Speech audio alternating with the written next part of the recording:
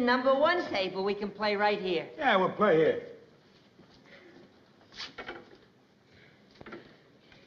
Hey, Harvey, I'm kind of thirsty. What do you say we go inside first and have a cold drink? Good idea. Come on, George, let's go.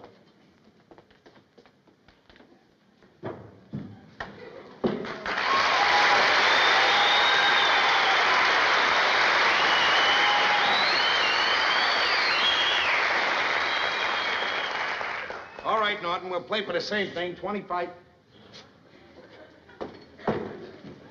Come on, will you, Norton?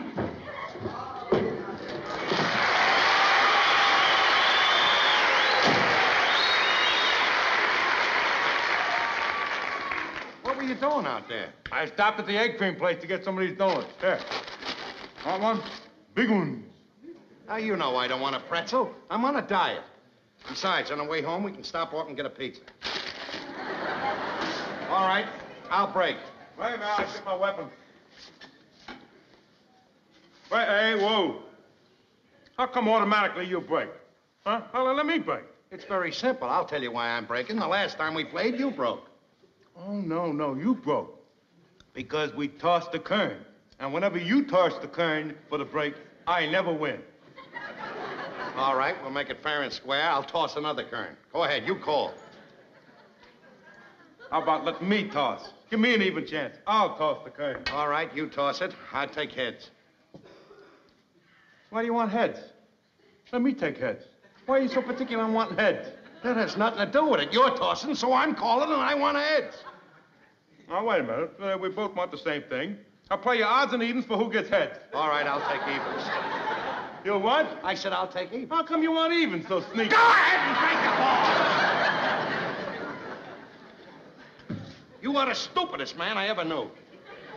Maybe so, but I'm breaking. Go ahead and break.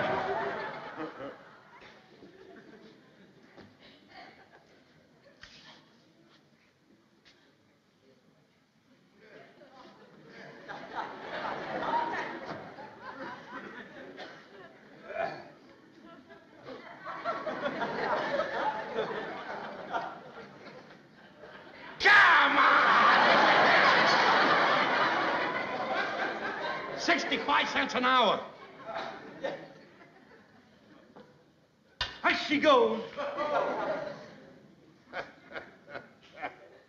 And a scratch to boot. Now, if you'll stand aside and watch very carefully, I will show you the glorious results of a misspent youth.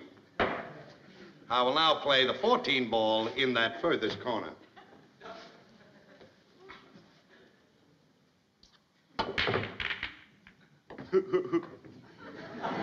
Boy, you must have blew a lot of time going to school. Let's go ahead and shoot. Wait a minute, I gotta spot a ball. Thank you. You didn't spot it in a very good place.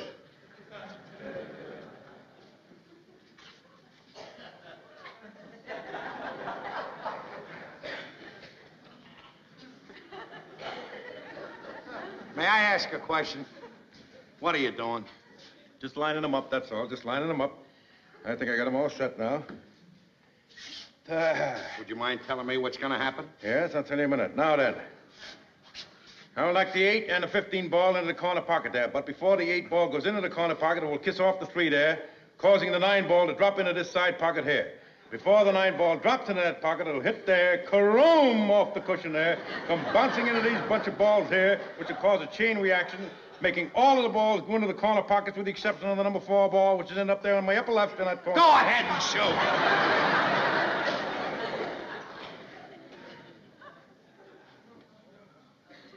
Hey, wait a minute. You can't use this table. Me and my friend, we're playing here. What are you talking about? We can't use the table. We are using it. Get out of here. Go ahead and shoot. But gee, fellas, we were all ready to play. We just went inside first to get a cold drink. Well, I hope it was very cold. And I hope it was strong milk. Now get out of here. Go ahead. How do you expect me to go ahead and shoot with all this arguing and everything? Let's get another table. We are not getting another table. We started here, we're gonna finish here. Now you get out of here. Go ahead. You better not. My friend isn't going to like this. I don't care what your friend likes. Now, you're not getting this table under any condition. Go ahead and shoot. All right for you. But if you do not let us have this table, I am going in and tell my friend Harvey. Harvey? Oh, Harvey! You're going to tell your friend Harvey? Harvey! He's going to tell Harvey. That's a nice name. I like Not that. a nice name, That's Harvey. a nice name, Harvey. I don't care if you tell Harvey. Go ahead and tell him. He's got me mighty scared. I'm shaking to death. You better be careful. My friend is even bigger than me. Your friend Harvey is bigger than you? I have a friend Shirley that's bigger than you. Go ahead and shoot. Stop picking on the little guy. I'm not picking on it. He started it. We're playing here. We're going to continue to play here. Now, look. Go in there with your friend Harvey. And if he wants to start anything, or you want to start anything, just come back out here again, and I'll twist you into bookends. Now, get out of here. Go ahead. They're maniacs all over the joint. I gotta admit one thing. When you are right, Ralph, nobody pushes you around. You know why? Because you got spunk. Spunk has nothing to do with it, Norton. I was in the right. And when I'm in the right, nobody pushes me around.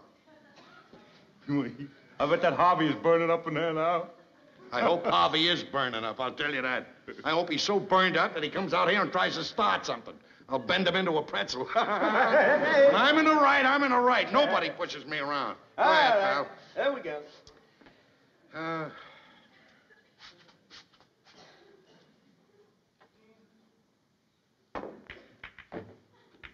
Very lucky. Very lucky. This is my friend Harvey. I told you, you're not gonna get the table. Now go away. Come on, Norton, will you? And you beat it too, Harvey.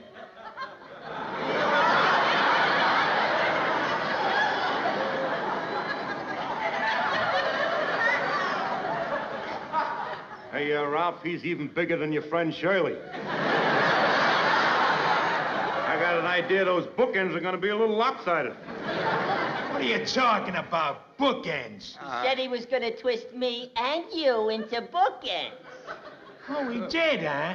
So you're gonna twist me and him into bookends. Go ahead. Have it. That's right. He's going to twist you and him in a bookend. You got nothing to worry about, Ralph. You're in the right. Nobody can push you around. Why don't you shut That's not all he said. He made fun of your name. He said Harvey was a funny name. Oh, he did, huh? Harvey's a lovely name. So Harvey's a funny name. You're a real wise guy, huh? I don't like wise guys. You know what I might do to you? I might punch you right in the mouth. Hey, now, wait. Just a minute. You can't talk to us that way. You keep out of this. Yeah, What stay are out you of yelling at me for?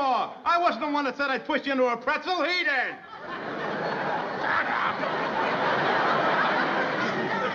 Oh, so you're gonna twist me into a pretzel, huh? I don't even like pretzels. You hear that, George? He's gonna twist me into a pretzel. All right, wise guy. I'll give you a chance. Come on, step outside. Come on, Ralph. I'll hold your coat. Why don't you shut up? Come on, wise guy. Step outside and twist me into a pretzel.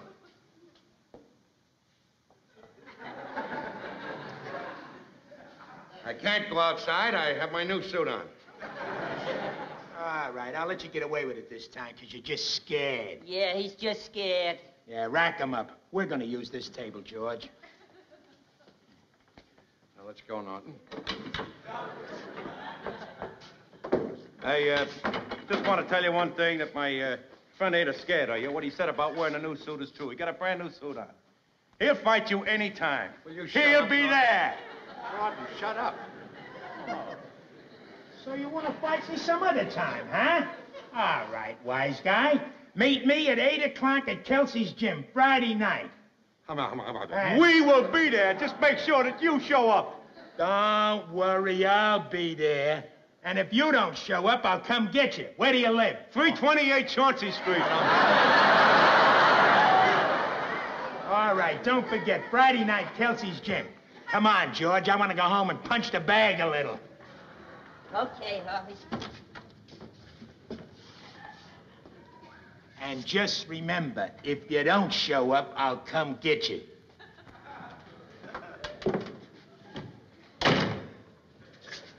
A pox on you and all your ancestors! What is the matter with you, Ralph? I always thought you were a level-headed, clear-thinking man. What did you go have to pick a fight with that big guy for? Get out. Huh? Get out! Get out! Pox on you and your ancestors.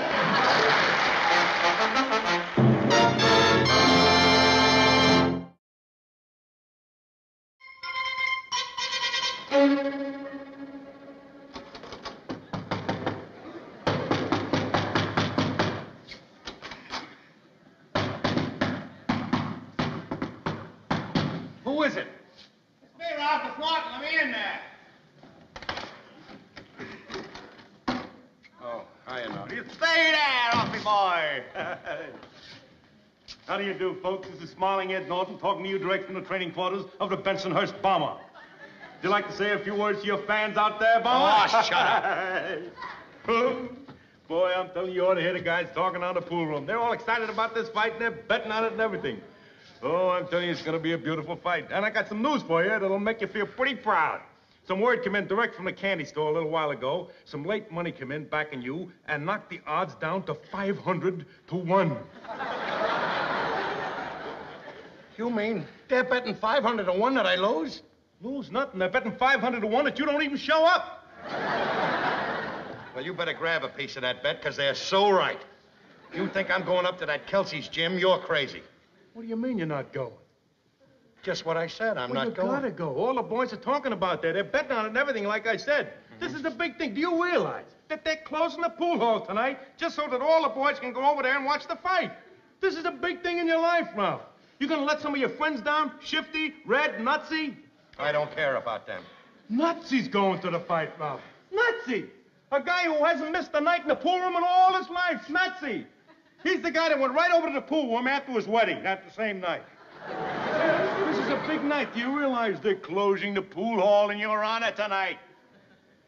Let's face it, Norton, if I fight that hobby tonight, tomorrow night, they'll be closing the pool hall in my memory.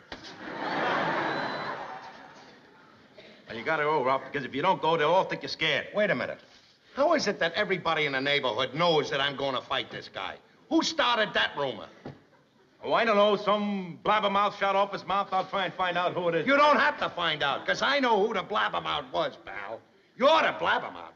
You're the blabbermouth that started this whole thing in the first place. Well, just blabber around that there ain't gonna be a fight. Listen, Ralph, you don't go, the guys will think you're scared. Remember, this guy's a bully, you know. This Harvey, he's a bully. He said if you don't show, he'll come and find you. He's a bully. You won't even be able to walk the streets in the neighborhood. He says he's gonna find you, and he's gonna find you. He won't miss you. Because let's face it, Ralph, you're not the type that melts in the crowd. I don't care what type I am. All I know is I'm not fighting that guy. And another thing, Mr. Norton, everybody knows about this fight except one person. And that one person is Alice. And I don't want her to know about it. Remember that. I don't want her to ever know about this fight. I think she'll get a strong hint about it when you come home one night with a lump on your head. I'm not coming home with any lump on my head because I'm getting out of town for a few days right now. What are you gonna tell her when you go out of town? What? I don't know. I'll think of something. Yeah, I'll bet you will.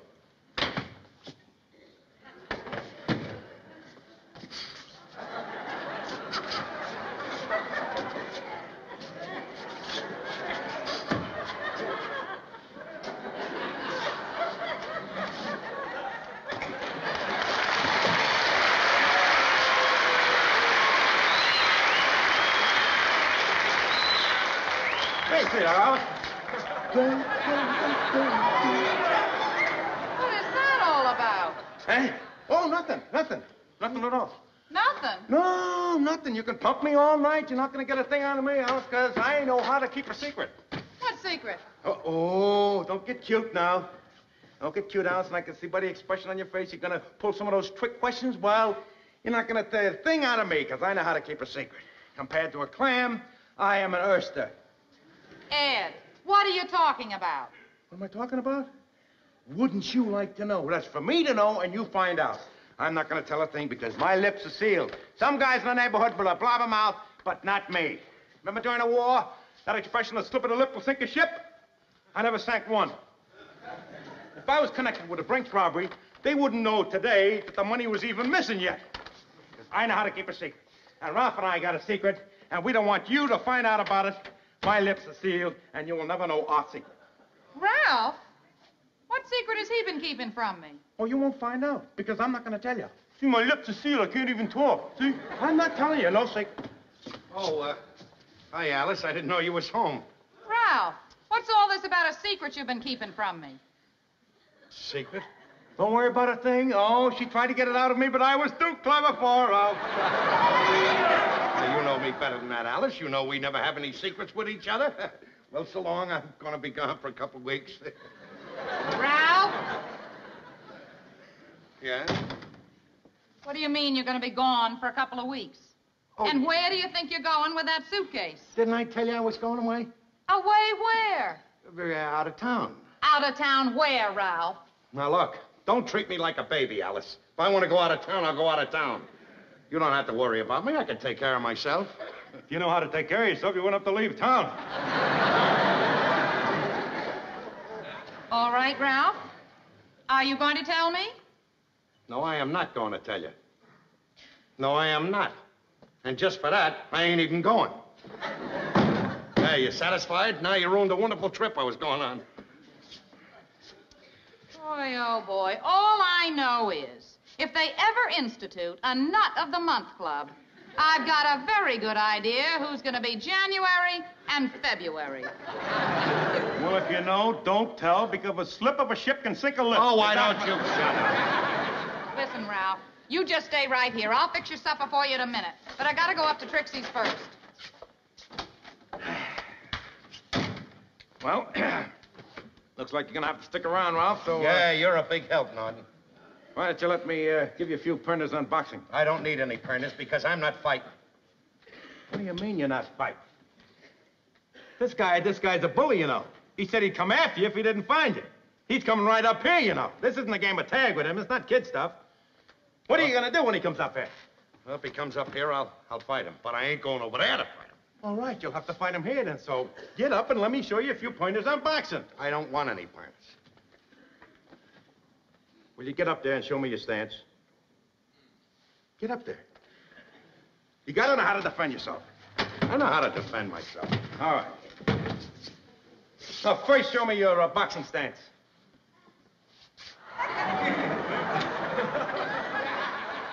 I got an idea you got a secret weapon there, Ralph. Harvey may die laughing when he looks at you. That's all. No, don't get discouraged. Now, just stand up there. So much for the offense. Now, a little defense practice. Limber up your body. Skip around like this. Shoot a few left shots. Breathe through the nose. In through the... That's it. That's it. Face me, Ralph. Look, see? That's it. Roll through. Right here. See? That's it. All right. Cover up your face, Ralph. Cover up your face. Cover up your face.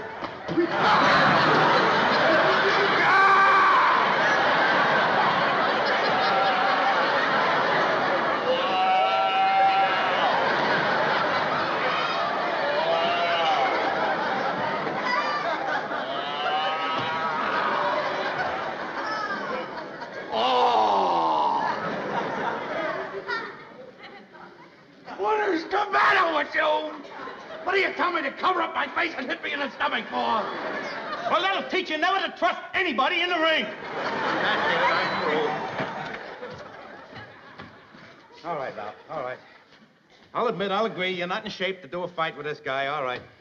We just got to think of something. I'm in shape, to get I'm in out shape. of this gracefully. Get out of it gracefully. Yes, just get out of the fight. I know all about getting out of it gracefully. But how do you get out of it gracefully? Well, let me think now. If Harvey thought that you could beat him up, there would be no doubts about it. He'd back out of it in a minute, right?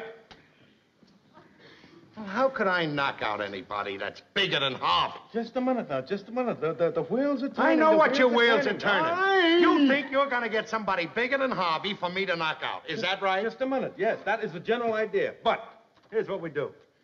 We get this guy that is bigger than Harvey and get him over there at the gym tonight, see? And then you knock him out right in front of Harvey. Well, now, you know that Harvey's going to be scared and he'll back out of the fight in a minute. Now, I got a friend. That might work.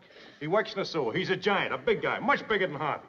I'll get him over there tonight, and you will knock him out right in front of Harvey, and Harvey will back out quick.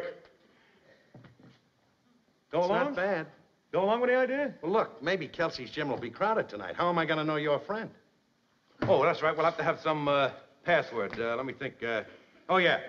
I'll tell him to say when he sees you, hey, get a load of fatso there. See? Does he have to say, get a load of fatso there? Well, he could say, hey, get a load of skinny, but then Harvey would suspect that it was a fix. All right, get a load of fatso. Okay, I'll go get him at his place. Now, are you sure that this guy will do it for you? Well, of course he'll do it for me. He's my friend. He works with me in the sewer. We stick together down there. We got a motto. Water is thicker than blood. Now, don't forget the saying.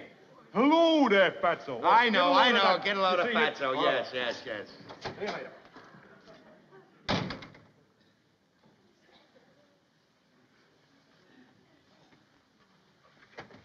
Get a load of fatso over there.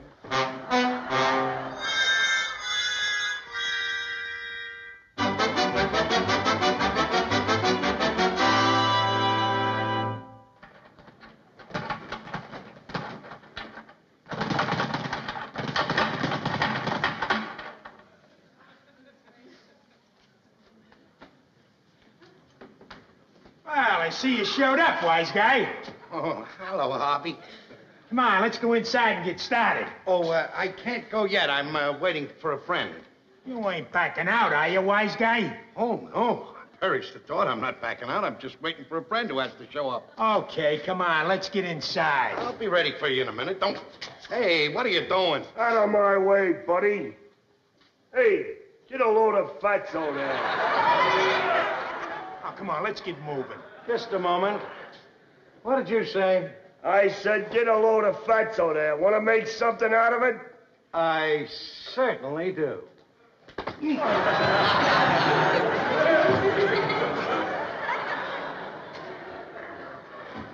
And let that be a lesson to you.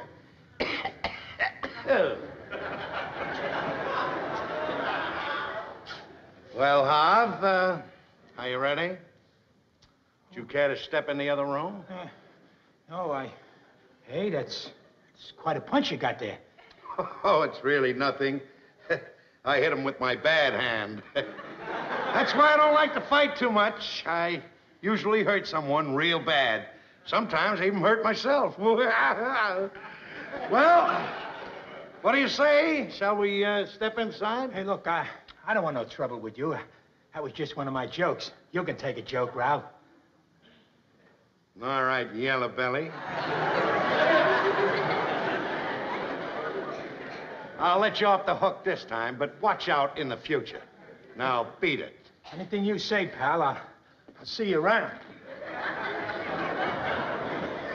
Boy, oh boy, it worked like a charm. You were just great. Come on, pal. There, Ralph. Hey, did you see Harvey running out of Hey, there? where'd he go? I seen him leave. Where did he go? When your friend walked in, he says, get out of the way, Patso. I gave him a belt. Down he goes like he was killed. Harvey sees this and ran right out. You were beautiful. Come on, pal, get up. Your friend's just great. Hey, that ain't my friend. He couldn't make it tonight. What do we care?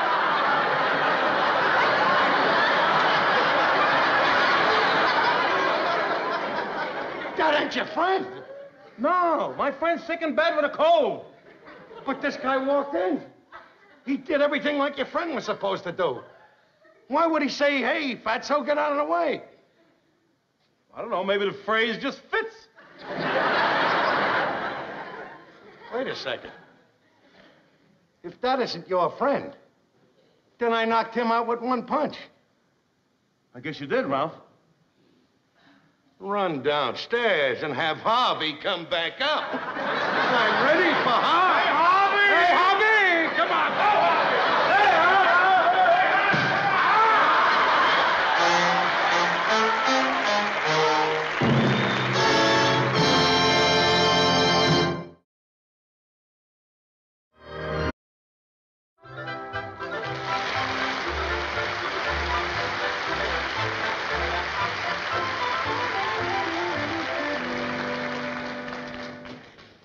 Hey,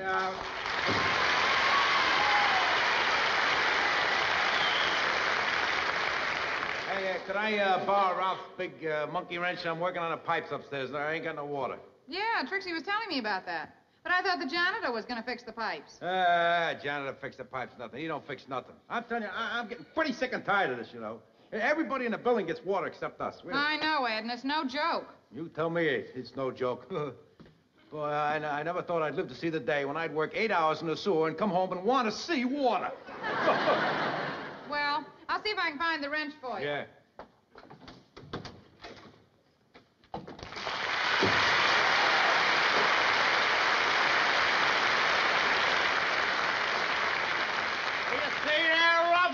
Will you stop that? I got a splitting headache. Well, I'm sorry, Ralph. Why don't Must you always be loud like that? Can't you say hello, Ralph? Hello, Ralph. Why don't you take some aspirin? I did. Did it help? Did it do no good? Now, isn't that a stupid question to ask me if it did any good? If it did any good, would I be sitting here holding my head waiting for it to blow up? I know just what you're going through, Ralph. When I was in the Navy, boy, I'll never forget I had a headache like that once day, boy. Pounding. Bang, bang, bang, bang, bang, bang, bang, bang. Oh, sorry, Ralph. You any consideration? Well, anyway, like I was telling you, I had this headache. I couldn't get rid of it, see? So I went to the Navy doctor. So he examined me. He says I have pressure on the brain. He should remove it. So, well, I took a lot of kidding from the boys on the ship, you know, because afterwards they said, what did he do? Remove the pressure on the brain? Don't ask me, because I know what he removed. There you are, Ed. How are you, Ralph? Thank you very much, Alice. I shall return it. Okay. What's the matter, Ralph? Oh, I got a headache. Oh, I'll fix you an ice pack. Wait a minute, what are you going to do with that? I'm going to chop some ice, of course. No, I don't want to hear any banging. Don't chop anything. Just keep quiet. Open the window, let some fresh air in. I'll be all right in a couple of minutes. All right.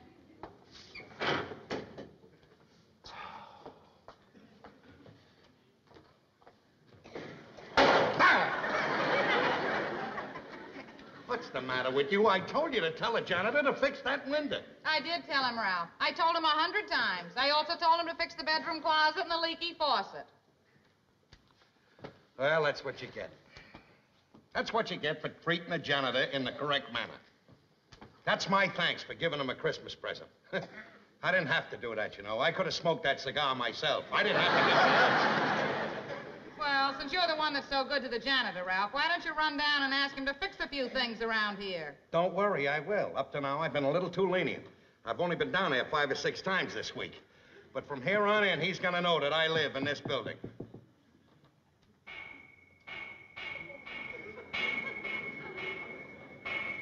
What's that? That's Ed. He's working on his water pipes. Well, can't he get the janitor to fix it in the daytime? He asked him to, Ralph, but I guess he didn't give him a nice Christmas present like you did.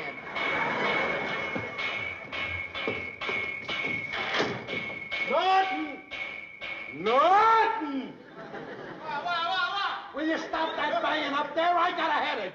Well, I need water. I gotta take a bath. Do me a favor and stay dirty just for the night.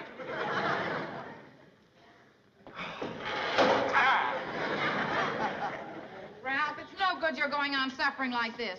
I'm gonna run next door to Mrs. Manicotti and get some of those headache powders she uses. All right, sweetheart. I'll be right back.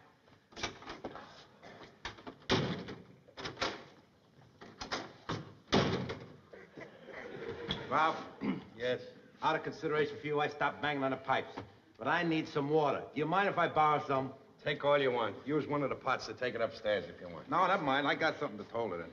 I'm sorry to keep barging in like this on you. I know you don't feel well, but we got unexpected company. Trixie's folks came in there for dinner, and we just got to stretch the soup. Come in. Oh, here he is. Our lovely landlord, Mr. Johnson. I knew you'd be up here. Headaches and you go together. Oh, well, I'm certainly happy to see you there, Mr. Johnson. Why don't you send your janitor up to my place and give me some water?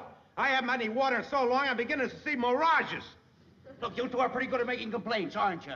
Well, let me tell you something. There ain't no janitor. He just quit. And do you know why he quit? He quit on account of you and you. Now, that's the 4th janitor that I've had this year. And they all quit on account of you because you wouldn't give them time to rest. Because you'd hound them night and day and you made their lives miserable. We make their lives miserable. Get a load of that. Now, look, I pay my janitors very well. I give them $150 a month in free rent. And still they quit. They wouldn't stay in the same building with you if I paid them $1,000 a month.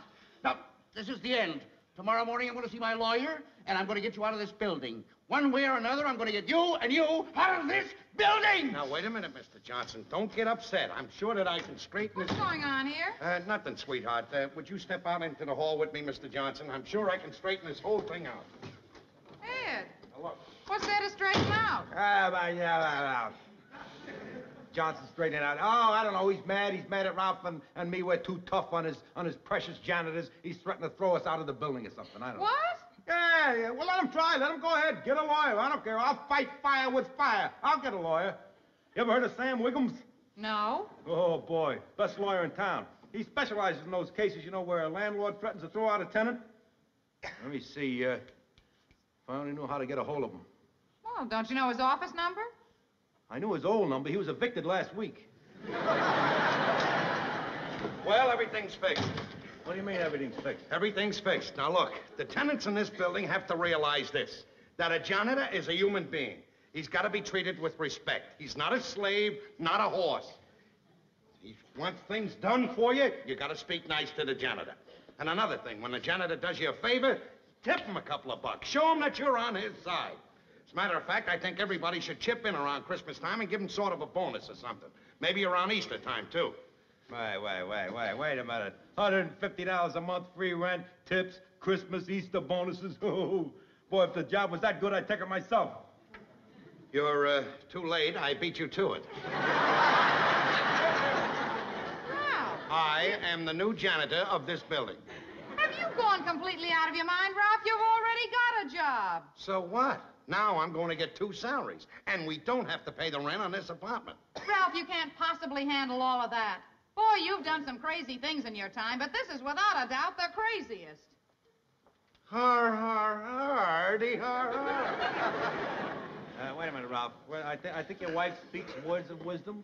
I think that at a time like this, you should just stop and give serious consideration to this before you assume these grave responsibilities. Now, do you realize all the long hours entailed in this job? Long hours that normally would be devoted to Alice and to your other friends and to recreational activity? True, there will be some financial reward or remuneraries, but have you realized that money is a mere nothing compared to the sacrifices you're going to make to this here job as janitor? Now, considering all of this, you still want to be janitor? I certainly do. Okay. Fix my pipes.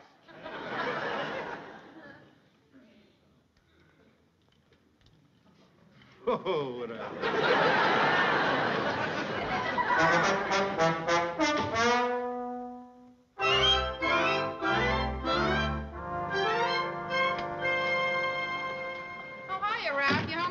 Yeah. I come right home as soon as I took the bus in. I want to tell you, this job as janitor certainly keeps you hopping. What's that? Oh, this is house telephone. It's keeping in line with my new efficiency system. You see, now, if anybody in the building wants me, all they have to do is buzz me, instead of yelling out the window for me or yelling down the hall or screaming, "Where is he?" You see, if other janitors that took care of this job had this efficiency system in mind, they'd still be here. Mm-hmm. Well, I got a few items for you to try out your new efficiency system on. While you were working today, Mrs. Bennett dropped in to complain about her radiator. 2, Norton wants his water pipes fixed. 3, the fire inspector was around. He said you better clean out the cellar or else. 4 and 5, Norton wants his water pipes fixed. 6, Mrs. Olson said you didn't fix her Venetian blinds, you broke it. All right, I heard enough. Oh, you haven't heard anything yet, Ralph. Wait till I get through telling you about Mrs. Hannon's bathtub. That's really a doozy. What's the matter with these people? Don't they realize a janitor only has 2 hands? Don't expect any sympathy from me, Ralph. The work is piled up on you for one reason, because you had to go bowling last night. And while you were bowling, I had to take out the ashes and bank the furnace. Now, I did not ask for the job of janitor, Ralph. You did. So if you don't want the work to pile up on you, then you'll just have to cut out bowling and some of this other foolishness of yours. Now, that's one of the most ridiculous things I ever heard of. Why should I cut out bowling? It's my only relaxation. Besides, the exercise is good for me to keep down my weight. You don't need anything to keep your weight down. You need something to hold it up.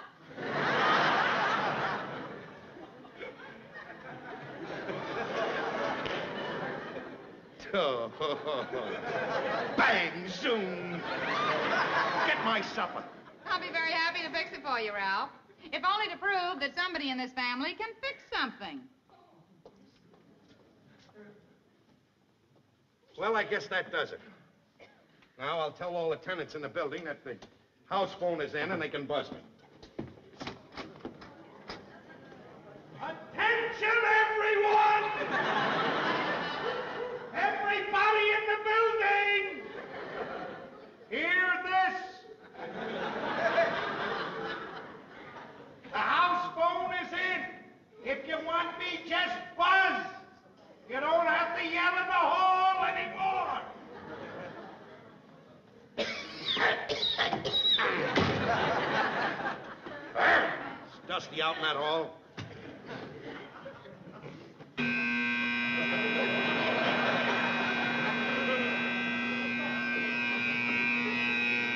Hello?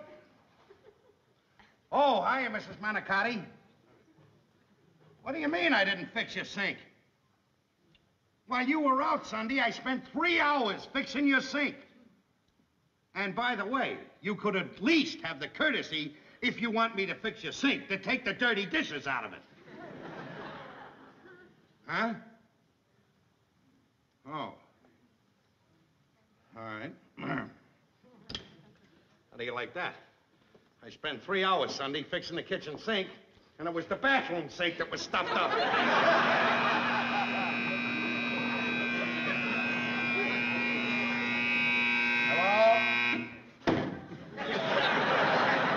Hello? What do you want, Mrs. Fogarty? Somebody's been taking things out of your icebox. Well, what are you telling me for? You think I'm the type of man that goes around taking things out of people's iceboxes? Don't be a Weisenheimer, Mrs. Fogarty. They're all nuts. Hi. Hello?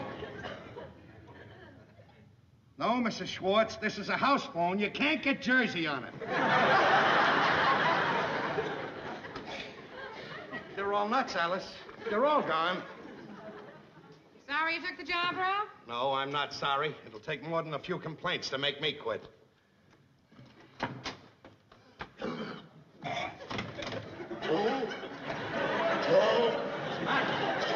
the matter? Are you having an attack or something? Can I get you anything, Norton? Yes, water. Water. Water. I want water. I hope there's some water on the moon, because that's where you're going to end up. Oh, come on. You've been telling me for a whole week now you're going to fix my pipe so I can get water. Well, I'm not going to vote for you for janitor for the year. You've done nothing. You're the worst yet. You didn't even pick up my garbage this morning. I didn't pick up your garbage because that is part of my efficiency system. Efficiency? Yes, efficiency. Your garbage pail was half full. When it's full, I'll take it down. That way I'll make one trip instead of 2 trips. Save a trip here and a trip there, and it all mounts up. That's what I'm afraid of. It's mounting all up over the building. Look, can't you and the rest of the tenants understand that you gotta cooperate with the janitor? You help me, and I'll help you. There's an old saying, you know. One hand washes the other hand, and both hands wash the face. Never mind with the old sayings. Just give me the water. I know how to wash. Sarcasm will get you no place. Just remember, you can catch more flies with honey than you can with vinegar. Yeah. Well, with your efficiency program there with the garbage cans, the least worry I have is attracting flies. Listen, Ralph, I don't blame Ed for getting sore. How would you like to go without water? Now, I think you should drop everything else and go up and fix his water pipe. I can't drop everything else. I'll fix your water for you tomorrow morning. Thank you very much. Just make sure you do. My patience is exhausted. And mark my words, this is the last night I take a bath in Fred's gasoline station. Ralph, why do you have to wait until tomorrow morning? Why can't you do it tonight? It's very simple. Tonight I have to clean out the cellar before the fire inspector gets there. Now, I don't want to hear any more about being a janitor. I just want to sit down and eat my supper. And may I say that this roast beef is a very pleasant surprise. Thank you.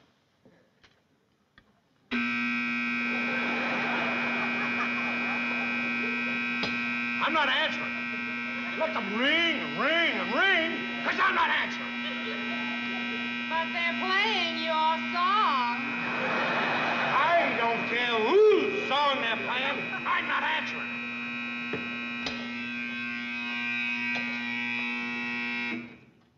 Yeah? All right, I'll tell him. Well, who was that? Mr. Riley, he said, and I quote, "Eureka, my garbage can is full."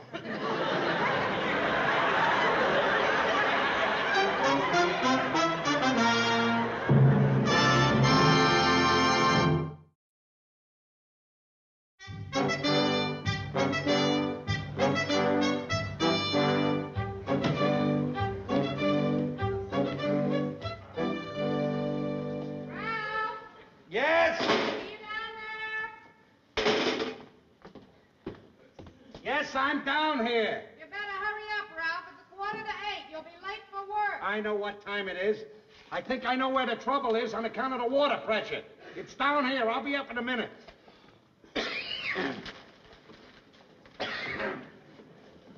Janitor? Oh, janitor. Oh, excuse me, janitor, for barging into your private office here. If I told you once, I told you 100 times, don't call me janitor. I am a maintenance engineer. Would you mind engineering a little maintenance and getting my pipes fixed up in my place, please? It just so happens, for your information, Mr. Norton, that the solution to your problem is not upstairs, it's down here. The whole trouble is water pressure. There's nothing wrong with your pipes. Pressure, huh? That's right, pressure. It's a simple scientific principle. I hope that you realize that water always seeks its level. Yes, we've heard rumors to that effect down the sewer. Well, the trouble is that all I have to do is turn this wheel on that water pipe, it'll increase the pressure, and you'll have all the water you need. Oh, I see. Now, move those boxes out of the way, and hold this. What's the matter?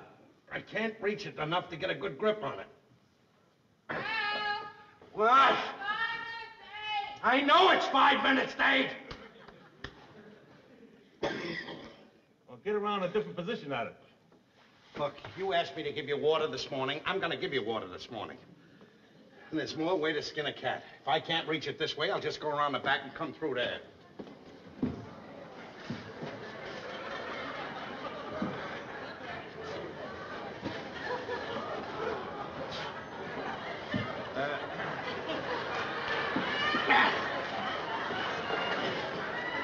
Ralph, I think it's a little tight squeeze in there. This is a case where the spirit is willing, but the flesh is just too much. Will you just stay out of this and let me handle it? Yeah.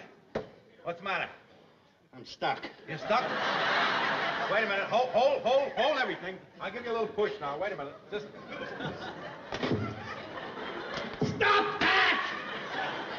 Trying to do break my leg? I can't reach it. You can't reach it, huh? Well, now, let's just be calm. Let me see now. Look, maybe if I get out of here and you get in here, you can reach it. That'll do it. I'm small. I mean, I hate to embarrass you or anything like that, but, you know, you're just a little too chubby. Now... Oh, shut up. All right, get out there and I'll get in there. Go on, out. I'm trying to get out. I'm stuck. Oh, you're stuck? Wait a minute now. Let's see, I couldn't push you in, but maybe I could push you out. Ralph! Get off of there! Are you trying to do break my neck? Oh, Mr. Camden! I'm stuck in here. Will you get me some help? Oh, my goodness! Is everybody going nuts in here? Maybe we should call the fire department. Now, what good is the fire department gonna do? Well, they're good at a lot of things. They get cats out of trees. I know a fireman that delivered I am no cat. I gotta get out of here, Norton. The heat from these pipes is killing me. Oh, wait a minute. Now, you got it. Is there some way I can turn off the steam? Listen, go into the other room. Huh? What is it, Alice? I know it's 8 o'clock. Now, what do I do? Go into the other room, the furnace room, and there's a wheel in there. Turn it toward the wall. Turn it to... Roger, we'll go.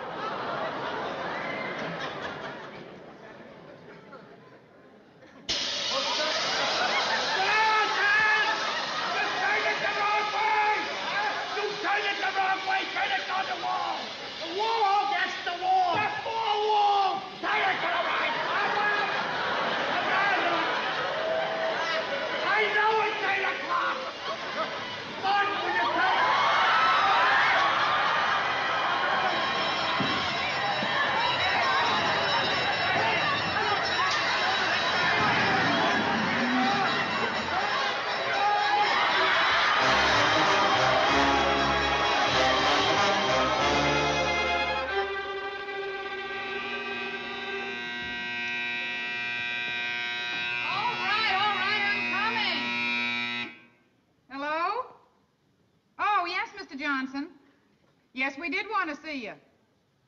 Yeah, well, if you can come up right now, it'll be perfect. Thanks.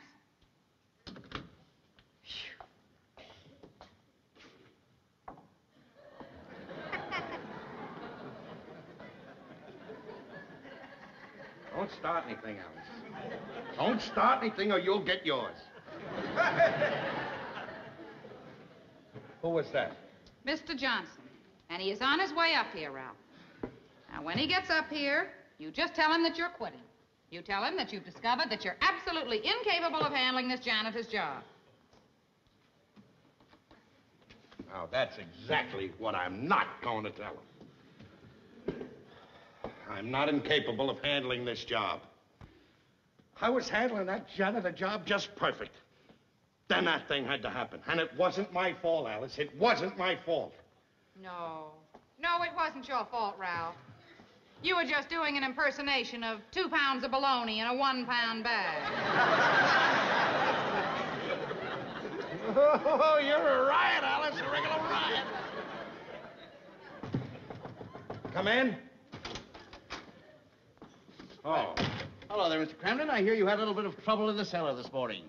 Well, I don't want to say anything about it. It's a mere bag of shells. I don't know why everybody's making such a fuss about it. And it wasn't my fault in the first place. By the way, I'm glad you come up here, Mr. Johnson, because I have some bad news for you. Unfortunately, I'll have to give up my job as janitor here. Not because I'm incapable, but only because it makes a few demands on my leisure time that I can't afford. I see. However, I don't want you to be panicky, because until you get another janitor, I'll keep on at the job taking care of everything. Don't do that. I mean, it's very nice of you to be so thoughtful, but as a matter of fact, I've already found another janitor, and in fact, he's already on the job. That, Mr. Johnson, is pretty sneaky. I hope whoever you got is on the ball, a guy that doesn't goof, because there's plenty of things in this apartment that need attention. That window needs to be fixed. That sink needs to be fixed. It leaks all the time. I'm glad you brought it up. That janitor's on the floor right now. In fact, I'll send him right in. Thank you very much, Mr. Johnson.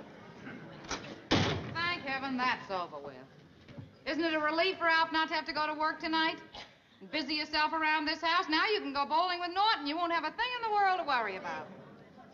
Go bowling with Norton? Go bowling with Norton? If I lived to be 100 years old, I wouldn't go bowling with Norton. The gall that man has to do what he did to me. Circulate a petition amongst the tenants and get them to sign it to fire me as janitor. Come in. Probably the new janitor now. Come in. That's your service, folks? No. That can't be it. It can't be it. It can't be it.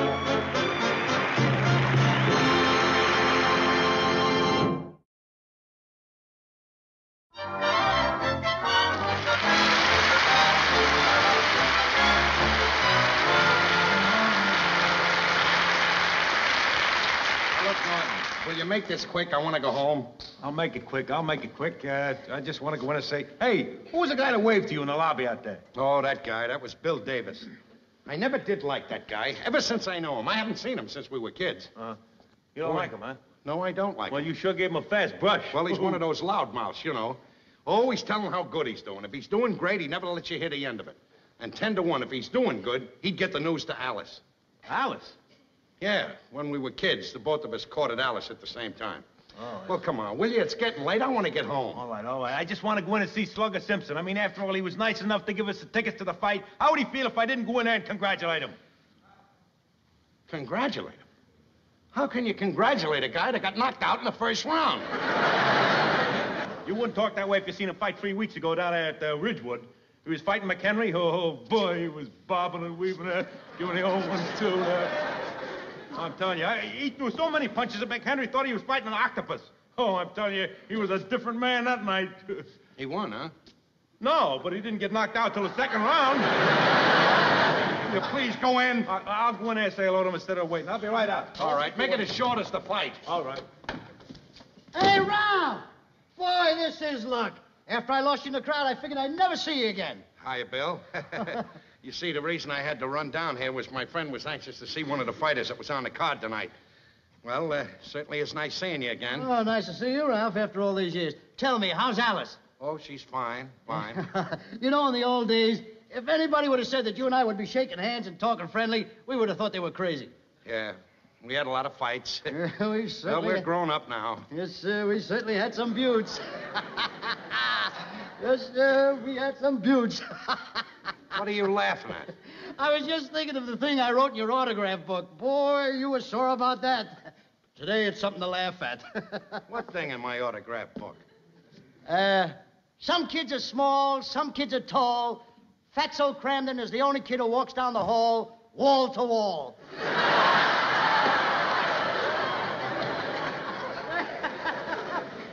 Funny, isn't it, huh? Very funny. Yes, sir. Hey, Ralph.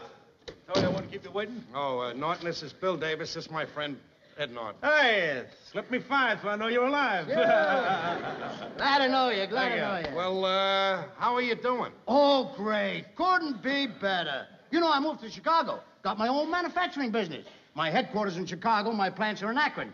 I'm figuring on opening a branch office in New York, so my wife and I took a business trip. Say, how about you, Ralph? Oh, I'm doing great. Yeah? What's your line? Transportation business. Transportation business? Yes, Gotham Bus Company. What do you do? Oh, I run things. Hey, that's quite a company. And you run things? Yep. Oh, yeah, he's in the driver's seat. Well, I'm real glad to hear how well you're doing, Ralph. Yep. I'd sure love to see it for myself. Hey, suppose I come over and you show me around the place tomorrow. Oh, tomorrow? Well, I'm not going to be there tomorrow. I'm very busy doing some outside work. Well, I don't want to take you away from your work. You break for lunch, don't you? How about then? Well, I'm not going to be around for lunch. I have some important meetings around lunchtime. Take up all my Well, time. I'm an early riser. I'll be there the first thing in the morning, 8:30. Oh, no. Right around that time, I have most of my appointments. Yeah, he sees loads of people between 8 and 9 in the morning. Too bad I'm flying back tomorrow evening, or we could have made it for another day. Oh, you're flying back tomorrow night, huh? Yeah. Yes, it is a shame. I would have liked to take you over and showed you my office, taking you around the place. Gee, swell. Where you located, Ralph? Oh, down on 9th and 48th Street. Tomorrow I'll stop in for a minute and see your setup. Oh, you can't do that. I won't be there. Oh, don't worry about it. You're the boss. Leave word with your secretary to have one of your employees show me around. I'll be there at 6. Wait a minute. Don't come at 6 o'clock. Come around 6:30, and I'll come back from whatever I'm doing, and I'll show you around personally. Oh, Ralph, I don't want to put you in any trouble. Trouble's his middle name. Yeah. It's no trouble at all. You just be there at 6:30, and I'll take you around. Okay, it's a date. I'll be there at 6:30 at your office. Okay, pal. Nice meeting you, Mr. Norton. Big And I'm engine, eh? sure glad I ran into you, Ralph. Yeah, me too. So long. Well, General, what is your plan? Don't worry, I got it figured out. That's why I told him 6:30 instead of 6 o'clock. At 6 o'clock, Mr. Monahan and all the office help go home. Now, I gotta take a chance and make believe that Mr. Monahan's office is my office. He'll be home. He'll never know the difference. Well, what happens if Billy Boy asks one of the bus drivers where Mr. Cramden's office is? That will not happen. There's only one way to get into the building. That's the main entrance. You will be down at the main entrance. As soon as he comes in, you bring him right up to my office. I mean, Monahan's office. And he'll think it's my office. And incidentally, when you finish work tomorrow, put on a suit. I'll have to wear a suit, too. Yeah, sure. Well, I'll be glad to help out any way I can. But I don't understand. Why do you have to make out you're such a big shot? I had to, Norton. I just had to. You see, when we were kids, both of us were caught in Alice at the same time. Both of us promised her the moon. Well, I don't want him to think that he made it and I didn't, just for Alice's sake. Oh, I see.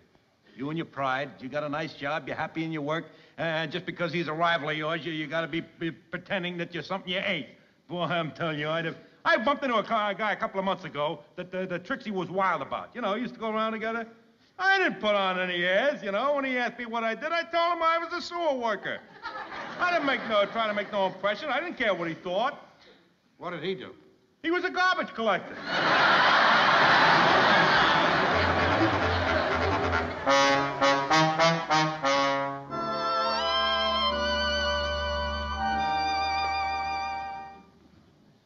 Hello, this is Mr. Monahan. May I speak to my wife, please? Thank you. Hello, dear. Yes, I find I'm going to be detained at the office for a little while. Yes, I do realize it's after 6 o'clock. Well, I can't promise you, but I expect I'll be leaving here, between 6:30 and 7.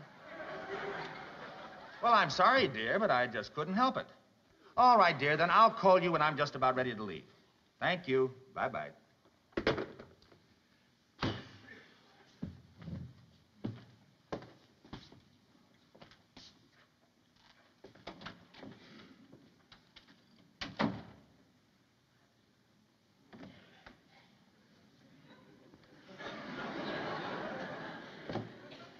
Come on, Norton, step into my office.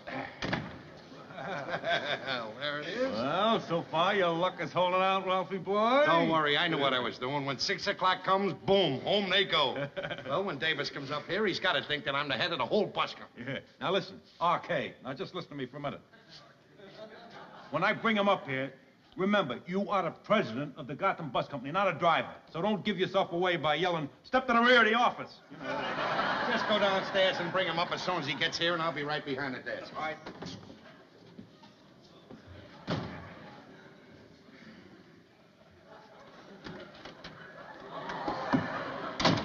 Cramden. Hey.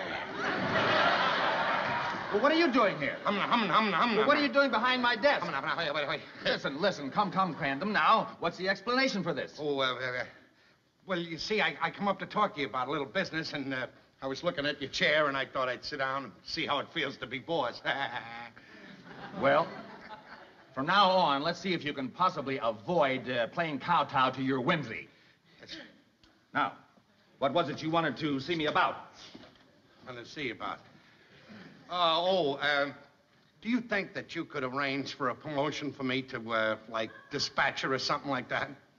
Cramden, you know you've been around here long enough to know that Mr. Muller has complete say over those promotions. Yes, sir. Now, if there's any other suggestion or anything that Yes, Mr. Monahan. Hello. Oh, yes, Riley. Yes, I'll be right down. Now, be sure you have everything set up. Yes, I can only spare you 10 minutes. All right, right.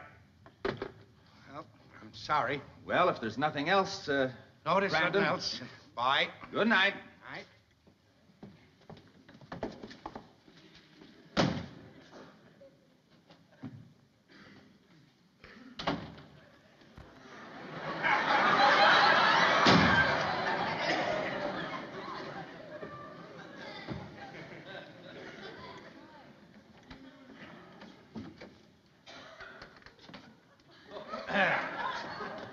Right this way, sir. Mr. Davis to see you, Mr. Cramden. Hello, Bill. How are you? Ralph, This is a very impressive-looking place you've got here. Thank you very much. Boy, what an office. Well, I'm glad you had the chance to see it. Now let's get going. Go? I just came here. Well, I don't want you to miss your plane. Oh, if that's what you're worrying about, forget it. I got plenty of time. Let's sit around and talk. Wait a minute. Look, I forgot to tell you this. After I made the appointment with you, you see, I found out that I had a lot of work to do, and I got to do it right away. Oh, relax, Ralph, will you? You know, I've seen a lot of big executives like you burn yourselves out. Take my advice and slow down. Yeah, I'll start tomorrow now, can we? Oh, nothing doing, nothing doing. You're starting right now. You and I are going to have a nice, leisurely chat about old times. And I guarantee you before long, and say in about a half hour or so, you'll feel like a new man. A half hour? But I haven't got a half hour. I have an appointment with Mr. Monahan in 10 minutes. Sheesh. Ralph, you're all wound up. Why don't you call this Monahan character and cancel your appointment? I can't call. You see, the phones are all shut off. I gotta hand it to you, Ralph. I never dreamed that you'd ever be the head of an operation like this. And you sure did it fast. Yeah, practically overnight. Excuse me for interrupting, R.K., but it's 20 minutes to Monahan. Yeah. 20 minutes to 7. Yes, I'm very sorry, but I just have to get to my work now. Well, if you got to, you got to. Hey, maybe the next time I come to town, we can get together with the wives. Well, that'd be fine. I'll get in touch with you. Thank you very much. Say, what's the phone number here? Well, don't call me here. Call me at home. Oh, sure, all right. What's your home number? It's an unlisted number. I can never think of that number. Yes. Bensonhurst 60098. Can I always get you there? Oh, yeah. Trixie the maid is always there. Well, thank you very much. Now, will you show Mr. Davis down to the street? Oh, okay, Come Ralph. on. Bye. I'll be seeing Bye. you, and Yes, I'll tell you sir. something the first thing you know. Yes, thank you. Thank you. Oh.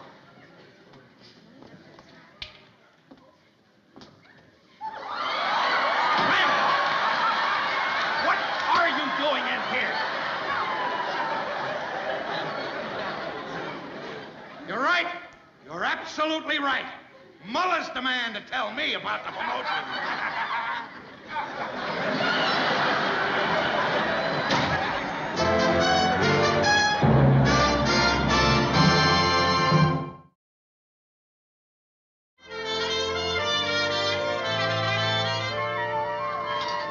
Oh, Alice! What is it, Trix? Telephone! Oh, gee, I can't come now. I'm just starting supper. Okay.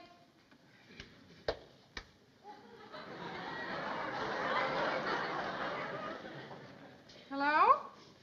Yes, it is. Who? Bill Davis. Well, when did you get into town? No, Ralph didn't tell me.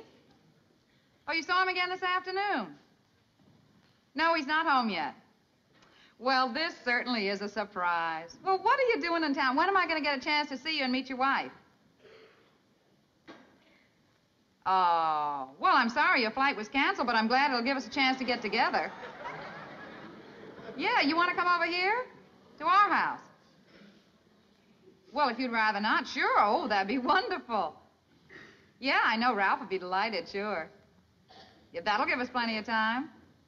All right, we'll meet you in the Colonnade Room at 9:30. Oh, I'm really looking forward to seeing you, Bill. All right, bye-bye. Take it away, Trix. Okay.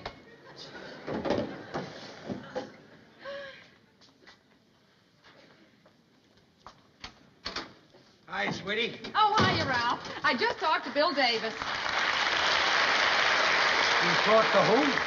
Bill Davis on the phone. You did? Yeah, how come you didn't tell me you met him at the fights last night? Well, when I got home, you was asleep, and then this morning when I got up, I forgot about it. He didn't say anything, did he? Well, just that he saw you at the bus company this afternoon. Why? Oh, nothing. Nothing. Gee, he must surely be doing well, Ralph. Well, he says he is, yes. He invited us to have dinner with him tonight with his wife. That's impossible. He's flying to Chicago tonight. No, he's not. The airline's just canceled his flight. And he's so glad that they canceled it, Ralph, because it'll give us all a chance to get together. Wait till I tell you where we're going to have dinner. The Colonnade Room. We are not going. Why not? Because we're not, that's why. You know what kind of a place that Colonnade is, don't you? Well, Ralph, I've heard about it for years. It's supposed to be a very fine, exclusive restaurant. Is that so? Well, that shows how much you know about it. Just so happens that it's the most expensive restaurant in the whole world. What do you think it costs to eat there? If it costs a cent, it must cost $3 a person. Ralph, Bill invited us. He doesn't expect you to pay for anything. Besides, he was down at the bus company. He knows you're a bus driver. I'm not going. Now, listen, Ralph. Bill was nice enough to invite us, and I accepted his invitation, so we have to go. Besides, we never get a chance to go to a place like that, and we haven't danced together in years. You want to go dancing? Okay, tonight I'll take you to the Hong Kong Gardens. Dance all you want. Oh, You Ralph. can even have those sweet and sour lychee nuts that you like. The whole break. I'll go the whole route tonight. Listen, Ralph, this is a lot of nonsense. You can't give me one good reason why we shouldn't have dinner with Bill and his wife. I can't? I'll give you a reason. The food at the Colonnade is no good. That's why. How can you say that? How can I say it? Name me one truck driver who eats there. Oh.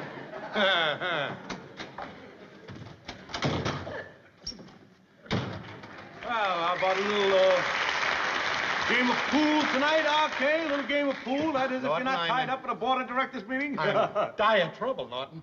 What? Davis called her. She called her up today. Uh-oh. Oh, you mean she knows about the boss's office? I don't know, but she's sure to find out. He invited us to dinner. He's going to take his wife, and Alice and me. We're all going to dinner. It's sure to come up. Now, I got to have some excuse for not going. Now, come on, give me some excuse, something to say, anything, anything. Wait, I'm thinking the wheels are turning. Now, wait a minute, wait. I got it. Tell him you got a new job. That you're captain of the Ile de France and the ship is sailing in 20 minutes.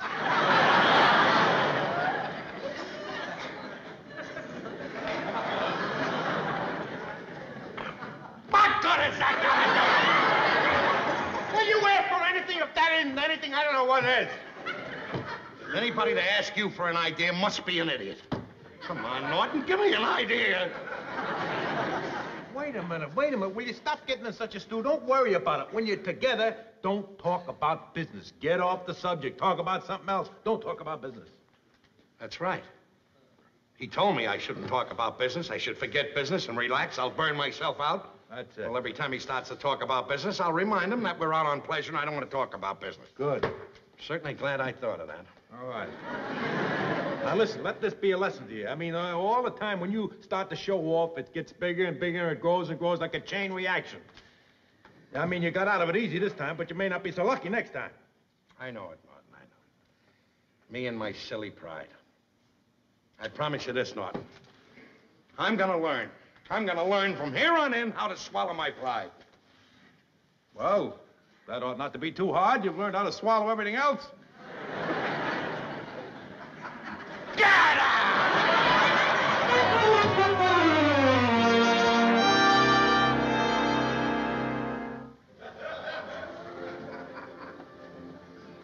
That was a delicious dinner. I don't know when I've had a better steak. Would anyone care for any dessert? No, thank you. Oh, thanks. Would you I've been putting on a little weight lately. Would you like some coffee or demi-tasse? Demi-tasse. Coffee. Demi-tasse. And you, sir? I don't want either. I'll have a small cup of black coffee. Funny. Oh, Bill, I'm so glad you asked us out tonight. It's been such a wonderful evening. Believe me, your old man can stand an evening like this. I got an idea this afternoon of how hard he works. Look, now, please, I asked you not to talk about business. We're all here on pleasure. Let's not mix it up. That's a good rule to stick to. Yep. I'm telling you, Alice, I've seen men who take their responsibility seriously. Ralph has got them all beat. I know, he certainly does work hard. I can tell from the few minutes I spent at the bus company. What do you say? Do we go in and have a little dance in the other room, huh? Will you excuse us? I may never get this chance again. Do. You know, it was certainly nice of Ralph to invite us here tonight. Oh, I've got something to confess to you, Millie. I invited them. You invited them. Yeah. But this dinner has to cost at least $40. We can't afford it. Whatever made you invite them? Well, Ralph and I went to school together. And I didn't want him to know that I wasn't doing good, so I said I had my own company. Factories in Akron, headquarters in Chicago. Well, anyway, I did it. Well, why couldn't you tell him you're an assistant plumber?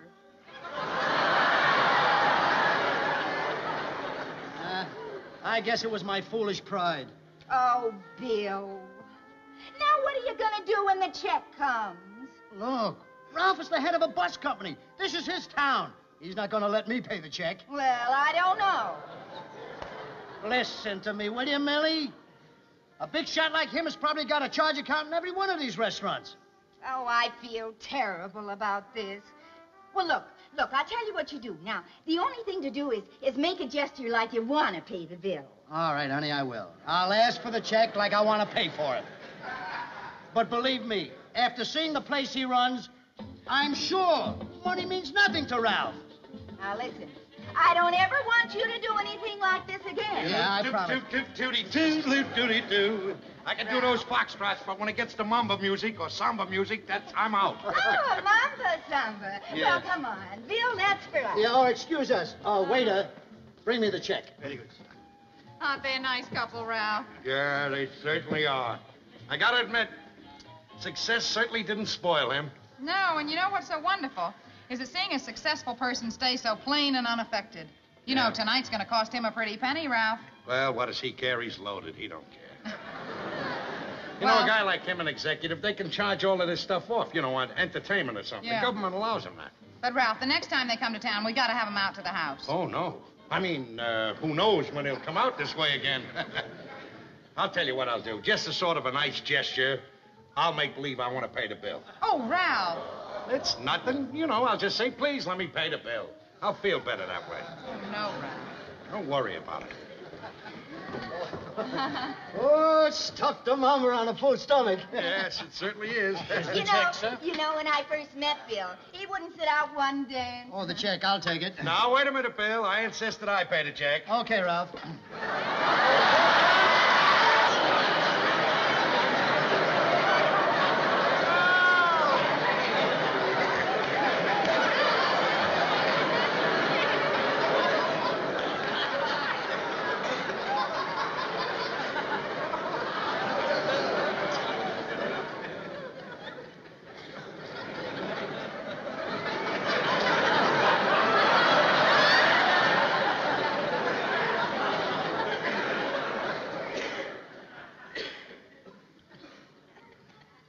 I got a confession to make.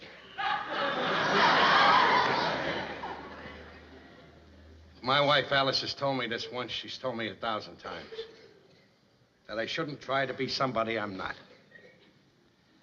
I can't afford to pay this check.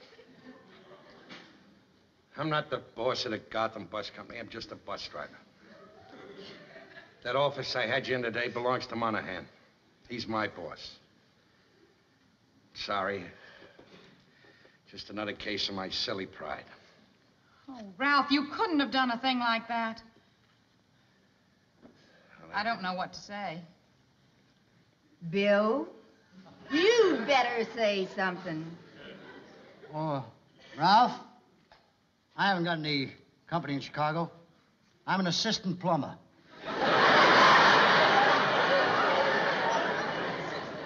We didn't come here by plane.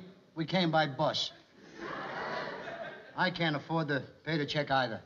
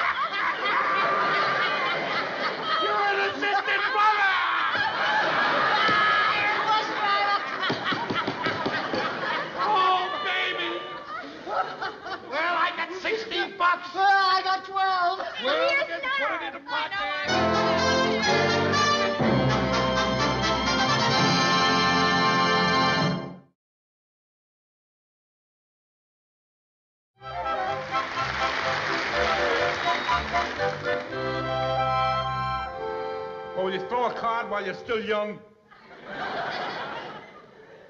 Norton, you play gin rummy your way, and I'll play gin rummy my way. My way is the scientific way, and it takes a lot of figuring. For instance, I noticed that you picked up a queen before, and I know you picked it up to make a run of 3 queens. I also know that you have a run of clubs.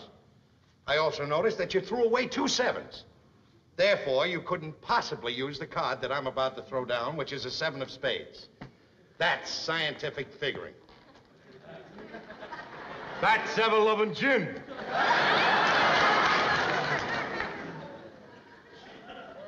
See there. 25 for gin. That's a total of 90. Boy, I'm telling you, it's a good thing that... You know, if you were Rockefeller's son, I'd never have to work another day as long as I live.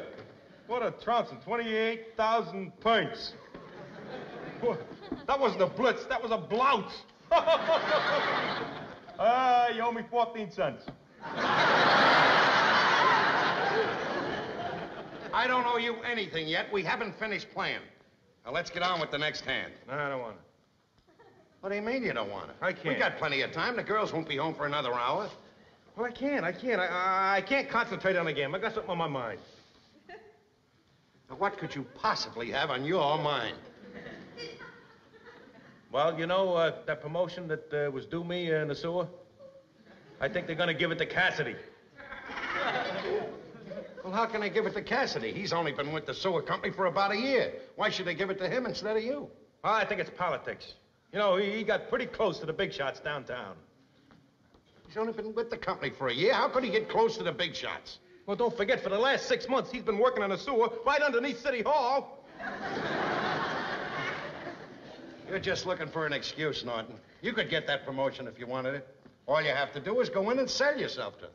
Tell them how important you are to their organization. Well, I don't think I have to do that, Ralph. I think they appreciate what I'm doing, the job I'm doing. Just go in and tell them that this is your future. And your future isn't next year or next month or next week or even tomorrow. Your future is now, right now. And that's when you want the promotion, right now. Well, supposing they don't want to give me the promotion? Then you scare them to death. Tell them you quit. Tell them after 17 years in the sewer, you're finally washing your hands of the whole thing. You think that'll scare them, huh? Certainly it'll scare them. They know they need you. They know it. And what's more important, now you know that they need you. Thanks to me. All right. Now, let's go on with our game. No, I don't want to. No, I can't. I'd rather not play anymore. And listen, forget about the 14 cents you owe me. Oh, I'm not forgetting about it. I lost 14 cents playing cards. And I'm going to pay it off. All I want is a chance to break even. Now, we'll play one more hand, double or nothing. No, I don't want to play. I don't want to play particularly double or nothing because when you win, then you always start yelling and screaming at me. I promise you I will not yell and scream. Now, be very careful how you play this hand because I'm out to get you.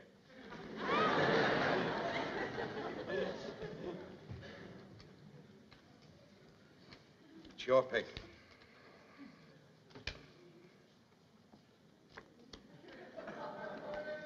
Come on with the hand.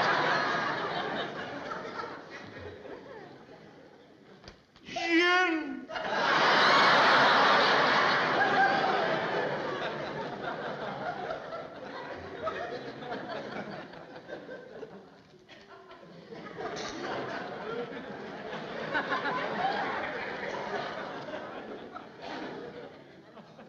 I gotta admit, Ralph, this time you didn't yell at me because you were...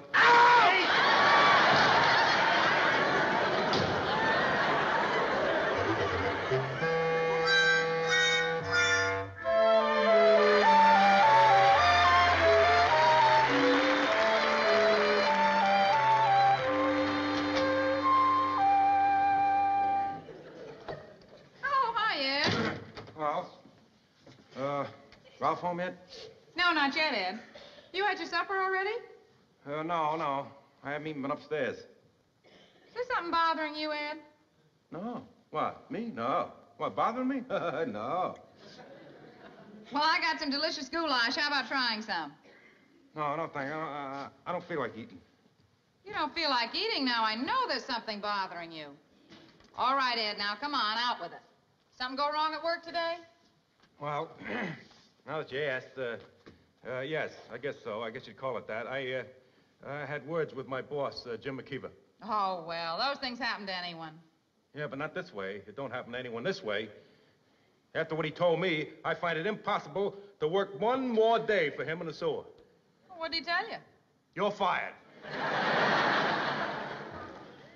Ed, he fired you? Yeah, how do you like that? Hey, you get the picture? Good old Ed Norton, reliable old Ed Norton, working 17 years in the sewer, and now everything down the drain. Oh, Ed. I don't know what to do. I haven't told Trixie yet. I ain't got the nerve. Hey, Alice, you and Trix have been friends for a long time. Suppose you go upstairs and break the news to her. Oh, no, Ed, that's a man's job. You're right, Alice. I'll get Ralph to do it. Ed, this is something you're going to have to do yourself. You're going to have to tell Trixie. Yeah, I guess you're right. But I don't know how to do it. I can't think of the words to say to her. If only I didn't have to...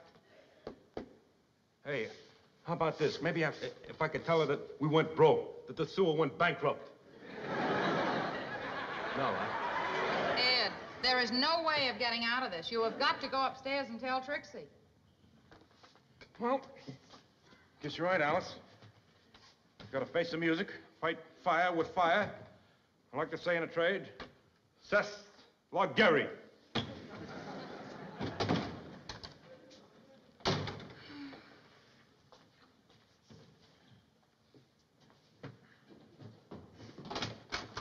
Hiya, hon. Oh, hiya, Ralph. Ralph, I got awful bad news for you. What? Ed was just down here, and he told me he was fired. Fired? Yeah? He threatened his boss, told him he had to have a promotion or else. Now, I wonder who could have talked Ed into doing a thing like that. Yeah, I wonder who could have done a thing like that. Well, you know, it couldn't have been Ed's idea. It doesn't sound like him at all. I know what it probably was. Probably one of those big mouth characters. You know how those big mouths are, Ralph. Yeah? So easy always to tell somebody else, you know, butt into somebody else's business. Those big mouths all the time can figure out everybody else's life, but they never have the courage to do it themselves. Now, wait a minute, Alice. I got courage. What? I mean, if I told somebody to quit their job, I wouldn't do it unless I had the courage to do it myself. Well, thank heavens you're smart enough to mind your own business. Did he tell Trixie yet? Well, he just went up to tell her, but he's awfully worried about how she's going to take it. Wonder what he's going to tell her. Well, what can he tell her except to say that he was fired? What worries me is how the two of them are going to manage. Boy, I just wish that I could get my hands on whoever it was that gave Ed that advice. Oh, How does Trixie feel, Ed? I chickened out. I couldn't tell her. I was standing outside the door there, and I just couldn't think of anything that could come into my head to tell her. I don't know. I chickened out. I thought maybe I'd go across the street and get her some flowers, you know, make her feel better. Boy, I stopped and think of how everything went wrong today. You know, Ralph, I got to work this morning. I said to the foreman... There's no sense of rehashing it. It'll only make you feel worse. Just forget about it, and you'll get over it like that. I guess you're right, Ralph. The past is gone. We got to concentrate on the future. That's it. Well, guess I'll go get some flowers. Listen, Norton. What?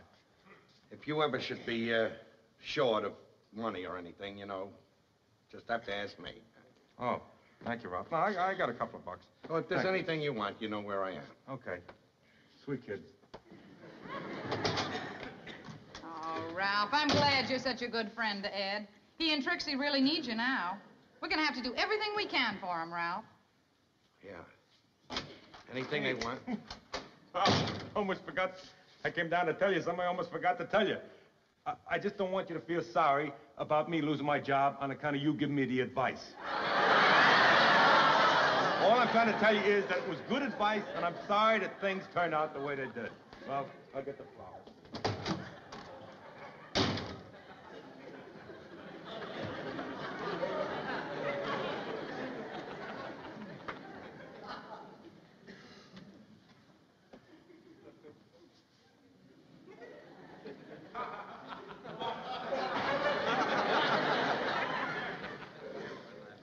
Now, look, Alice. You know that Norton's my best friend. If I told him to do anything, it was with the best of intentions. You know I don't want him to lose his job. And I'm gonna get his job back from Alice. Honest, I'm gonna get his job back to him. Tomorrow morning, first thing, I'm going down the sewer and talk to his boss. There's nothing, Alice, nothing in this world's gonna stop me from going down that sewer tomorrow morning. Oh, no? There isn't a manhole in this city that you could fit through. How could you, Ralph? How could you do a thing like this to Norton? Now, what's he gonna do, Ralph? There is only one sewer system in New York.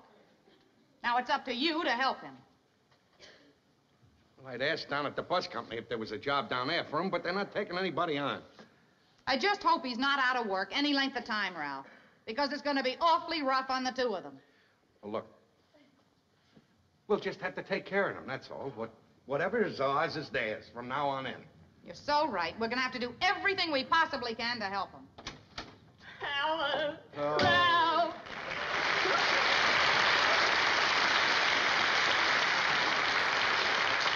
Ed's been fired. Oh, I wondered why he hadn't come home. Poor Ed. 17 years down that sewer, and this is how they treat him. Trixie, how did you find out about it? One of the fellows from the sewer called to console him. Oh, I wish he was here. I hope he's all right. Oh, now take it easy, Trix. Ed's all right. Oh. Yeah, he's okay. As a matter of fact, he just went across the street to get you some flowers. Flowers? Yes, he was worried about how you were going to take the news. Worried about me? But I was worried about him. He's had his heart set on being made foreman. Oh, poor Ed. Who would have thought this could happen? Oh, it must have been a terrible shock to him. Ed, darling! Trixie. Oh, honey. Listen, don't be discouraged. The worst thing that sewer ever did was letting you go. You know? Oh, sure, but honey, everything is going to be all right. You're going to get a better job, a much, much better job. I have faith in you. Trixie, you're a wonderful woman. Oh.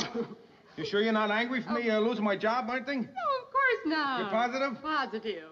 Well, all right, folks, just stay where you are. Stay right where you are. Where are you going? Well, as long as everything's okay, I'm going to take these back to the flowers. I'll be right back.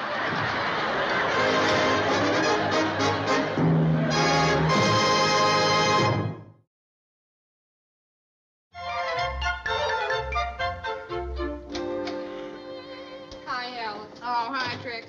How'd Ed do on the new job today? I don't know. He didn't come home yet. Oh, Alice, I was so nervous waiting upstairs alone, I just had to come down here. Oh, I'm glad you did. You know, Alice, it's awfully important that Ed does well on his first day.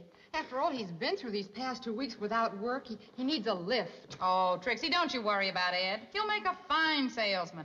He's got the perfect personality for it. And from what you've told me about this electric steam iron, it sounds like a wonderful product, and I know a lot of people are going to buy it. Oh, I hope so, Alice. You know, if he does well, he might forget about losing his job. I know. Ed's tried to hide it, but he's really been pretty blue about this, hasn't he? Oh, I'll say. And it started me thinking, Alice.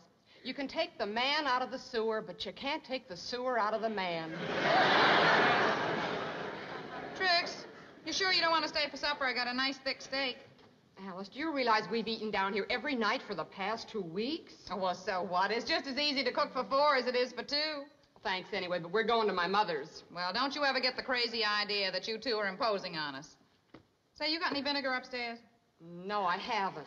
Well, I got to run down to the grocer's and get some, but you stay right here because I'll be back in just a second, Oh, okay? right. Yeah.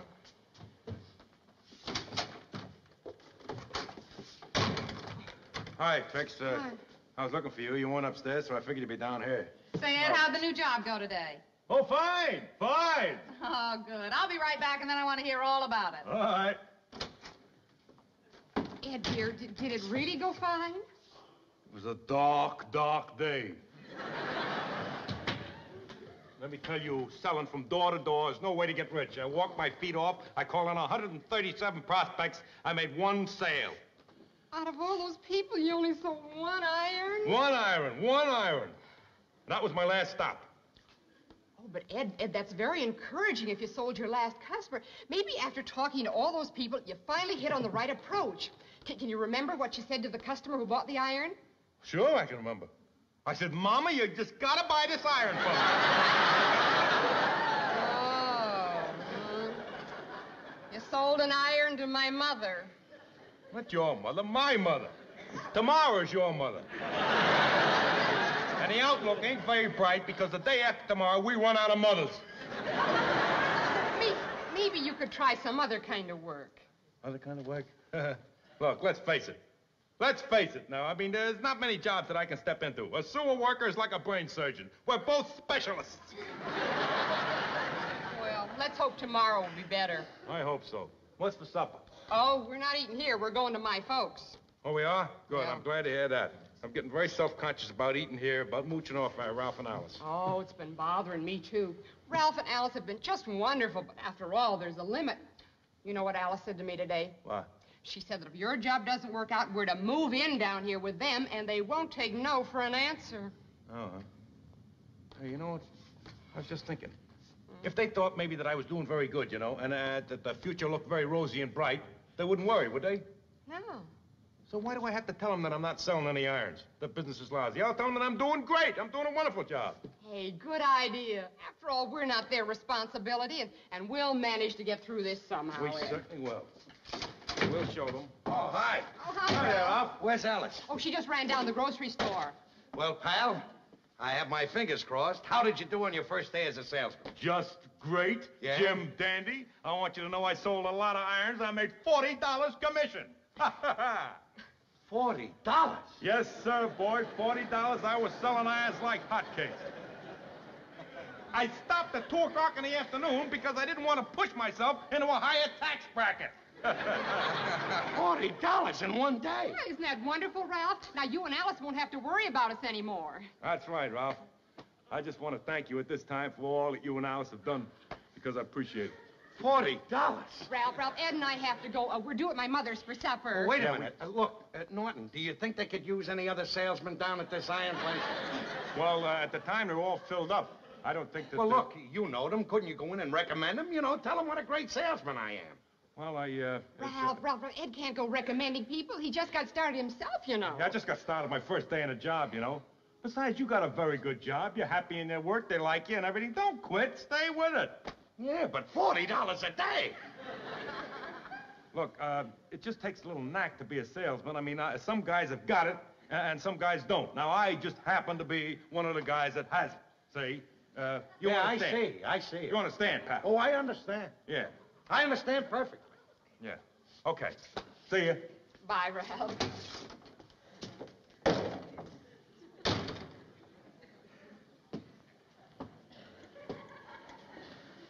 $40 a day.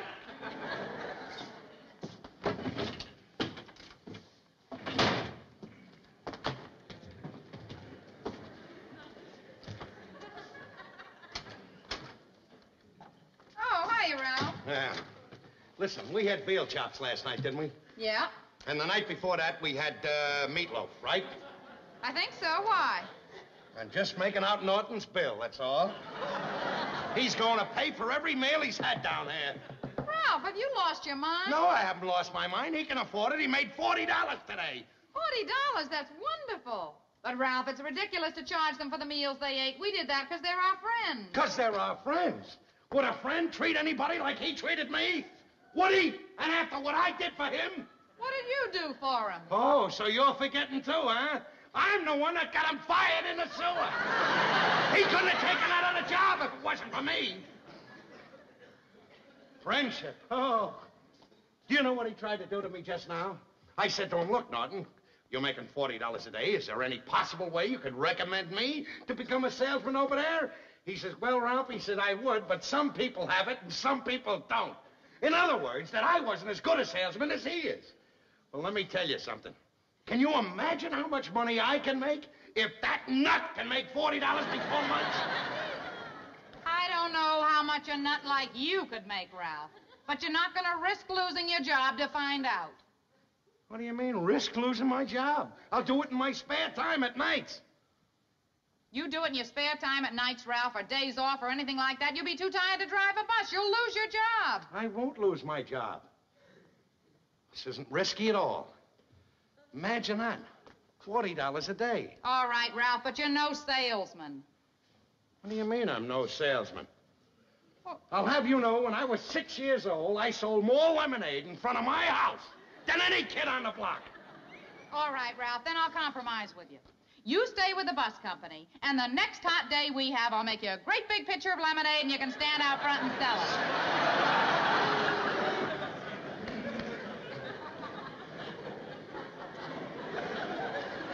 Oh, you're a riot, Alice. You're a regular riot. Ralph, will you listen to me for a minute? No matter how good any salesman's job is, it is still a gamble. So Norton made $40 today. Who knows what he's going to make tomorrow? At least with your job, Ralph, a steady job, you know how much money you're going to bring home every week.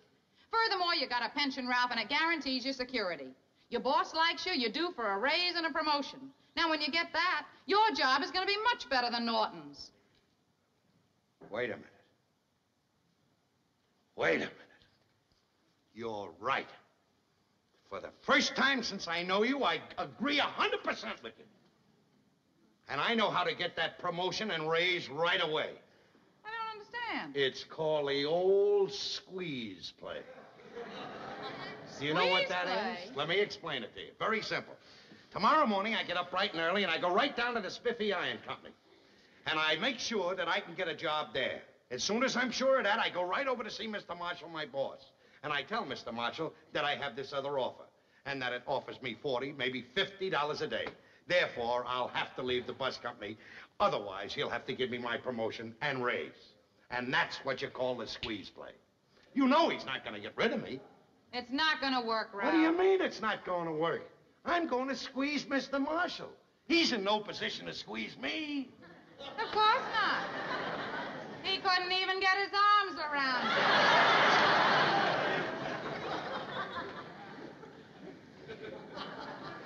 One of these days. One of these days. Pow! Right in the kiss.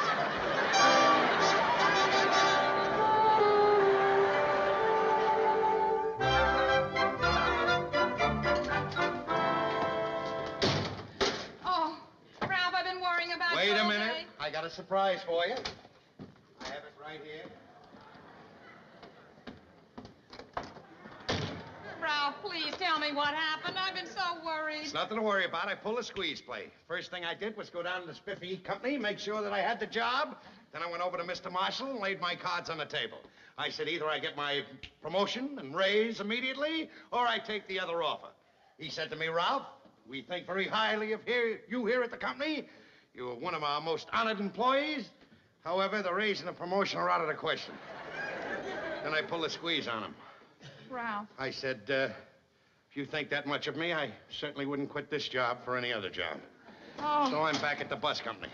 Hey, I got great news. I got the greatest news in the whole world. You don't have to worry. Everything is turning out just like you said. What are you talking about? I got a call from the sewer. They want me back there. They give me the promotion. I report for work in the morning. But what about the other job? I quit that job. You quit it, but $40 a day, Norton. Oh, well, I got a confession to make. I only sold one iron, and that one was to my mother. Well, why did you tell me you were making $40 a day? Well, I felt a little guilty about it. I was self-conscious about mooching on you and everything, and we thought that if I was making out good, that you wouldn't worry about it. And I just want to, at this time, thank you very much for everything that you did. And if I stay here any longer, I think I may...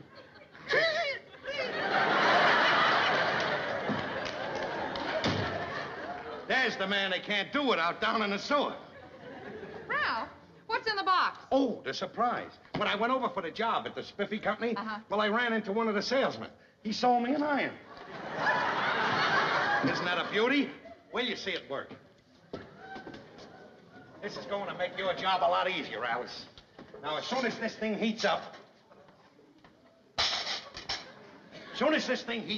you go in and get the ironing board. And when you see how this thing works, you'll be amazed at the simplicity of its operation. Now.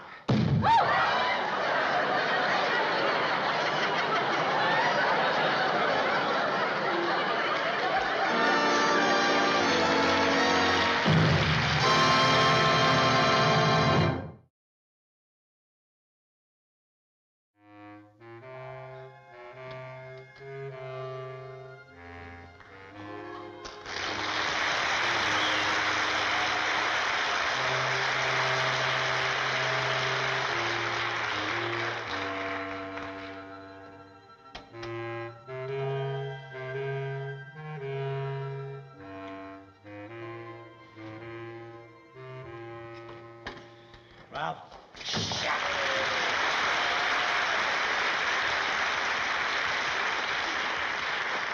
Now, with you, are you crazy or something? Shut up. I can't get in upstairs. Do you want to wake up Alice? Trixie got the chain on the door. That's not my problem. That's your problem. Well, it so happens that it is your problem, too. If Trixie finds out I come in at 2 a.m. in the morning, Alice is going to find out that you came in at the same time. We're in this together. Well, what do you want me to do about it? Well, I figured I'd use your window, go out in the fire escape, and go upstairs there. The only chance is that Trixie left her window open. Go ahead, but don't make any noise. All right.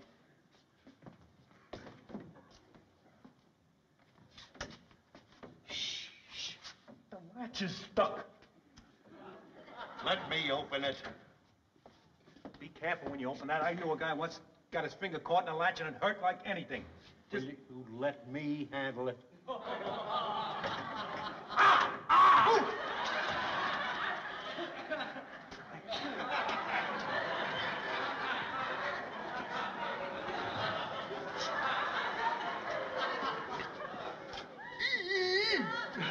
All I can say, it's a lucky thing I was here to stop you from yelling and screaming. You'd have woke up the whole house. If you weren't here in the first place, I'd never hurt my hand. Well, the latch is open. Go ahead. Don't make a sound.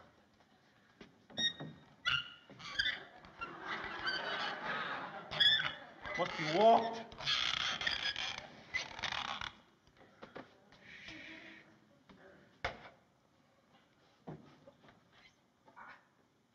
Good night.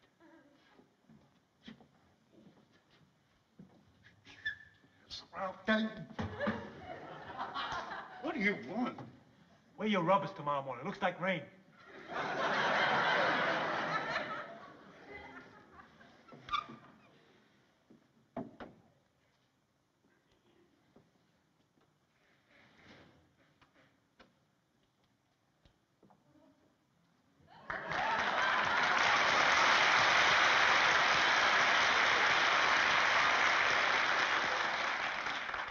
Hello? Here. And just what do you think you're doing, Ralph? Oh, I couldn't sleep, so I thought I'd get up and get a glass of milk. I like the pajamas you're wearing. Ralph, do you know what time it is? Yeah, it's a little after 11. You're right. It's 3 hours after 11. Do you realize, Ralph, that you've been out almost every single night this week? And I stay alone at home here alone while you're out at that crazy lodge having fun with the fellas. Having fun with the fellas? Having fun with the fellas? Huh. That shows how much you know. Just so happens that the Raccoon Lodge is going through a financial crisis. And I'm the treasurer, Alice. I'm responsible. If I don't get some money into that treasury, you know what might happen? The Bensonhurst chapter of the Raccoon Lodge may no longer be. Do you know what that means? Yeah. Real estate values in Bensonhurst will go up 100%.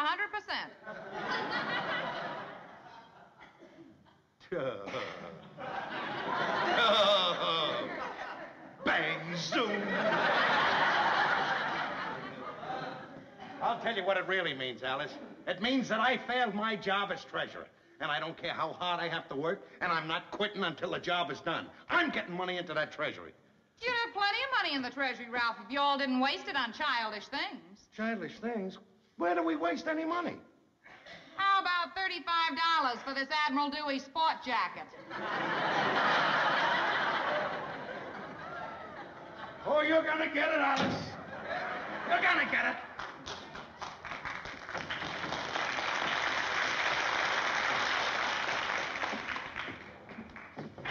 What do you want now? Can I sleep on your cot? Listen, Trixie caught me. As I was sneaking in, she tried to slam the window down on my head. She's a regular Madame Guillotine. Fine couple of wives we got. Trixie won't let you in. My wife won't let me out. Well, I hope by tomorrow they forget about it. That's all I hope. I don't care whether they forgot about it or not tomorrow. Tomorrow, I'm playing pool with Bert Wiedemeyer. Now, wait a minute. On account of the way the girls are feeling, do you think it's wise to go out tomorrow night? I don't care whether it's wise or not. I'm not breaking that date with Bert Wiedemeyer. The whole thing going down at the bus depot says that he's going to be the new general manager. And if he's going to be general manager, I'm getting on a good side of him. Well, all I know is you're going to have a tough time convincing Alice that playing pool with Bert Wiedemeyer is going to help your career. Don't worry, I'll convince him. Wait a minute. What? I got it. Let's take the wives with us. To the pool room? Certainly not. To Bert's house. Well, I thought Bert wanted to play pool. No, it was my idea to play pool.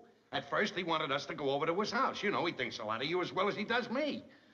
But I thought that would be a little stale, so I was the one that suggested playing pool. Oh, I get it. I go along with you. That's a good idea. You kill two birds with one stone. You spend the evening with Bert, and the girls have a night out. And not only that, I just thought of something. What? I got the perfect way to get on the good side of Bert. How? Through his wife. You know, he just got married. And ever since he's been married, every day he starts to tell me how wonderful his wife is.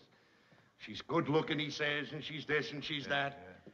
Well, all I have to do when I walk in is flatter her a little bit, you know, compliment her. That's it. Tell her she is lovely and she does look beautiful and she's a nice housekeeper and everything. Certainly. I'll have that bird eaten out of my hand before the night's over. Yeah? And I'm gonna go along with you. I'll cooperate. What more can I do than promise than I'll be my usual charming self? Edward?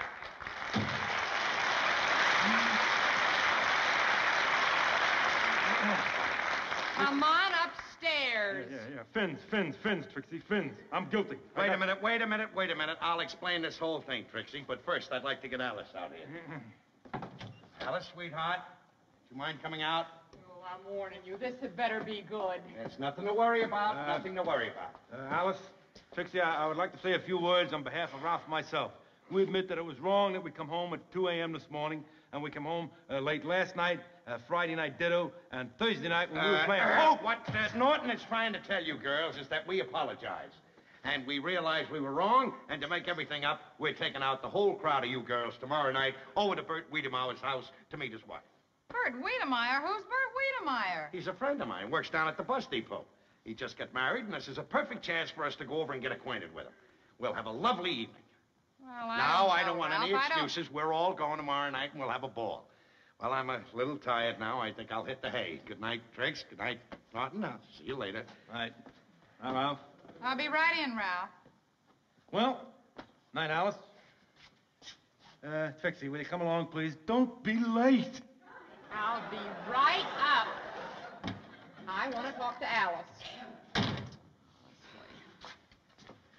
Oh, Alice, you know as well as I do, all they're interested in is getting together with that Bert Wiedemeyer. The only reason they asked us along is because they know we won't let them out of the house alone after what happened tonight. Yeah, you may be right, Trix, but something tells me we should go anyway. What do you mean? Well, I've been thinking, Trix, and maybe the reason the boys go out so much at night and don't pay any attention to us anymore is our fault. Our fault? Well, sure. Do you remember the days when Ed and Ralph wouldn't dream of going anywhere without us? Sure. That was before we were married. Exactly. Now, the whole reason that it happened then was because we used to knock ourselves out to be attractive and to look glamorous for them, and they paid plenty of attention to us in those days. I get it. Alice, the watchword is glamour. We're going to dress to the teeth and make a fuss over the boys. Then they'll treat us like they did before we were married. That's right. And tomorrow night, Trix, we're not going to be wives. We're going to be dates. Yeah. Oh, I'll wear my new blue satin. Oh, it's a knockout. Hey, what are you going to wear? I'll wear my green dress because Ralph's never seen me in that. Ooh, wonderful. Hey, Trix, you got the key to the front door. I left it open. Well, it ain't open now. Oh, what are we going to do? When you slammed the window down, did you lock it? No. May I escort you home? Ladies first. Oh, Watch it. I'll tell you, Alice, going home like this reminds me of that old poem I used to love in my childhood. When he crept out into the stealthy night air, little did he realize the fire escape was not there.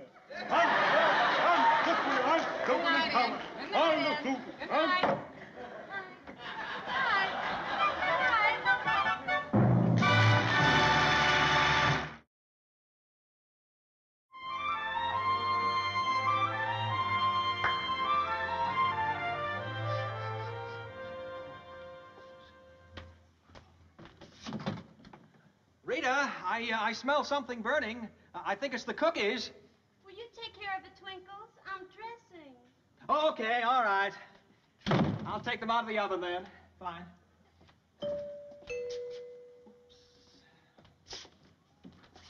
Oh, hiya, Bert. Oh, hiya, Buddy fellas. boy. Hiya, pal. Hi, how are you? Oh, it's good to see you. You'll have to excuse me. Something's burning in the stove. Just put your coats in the first room down the hall. I'll be right with you. Okay, Hey, Bert. buddy. Nice guy, isn't he? Let's get rid of our coats.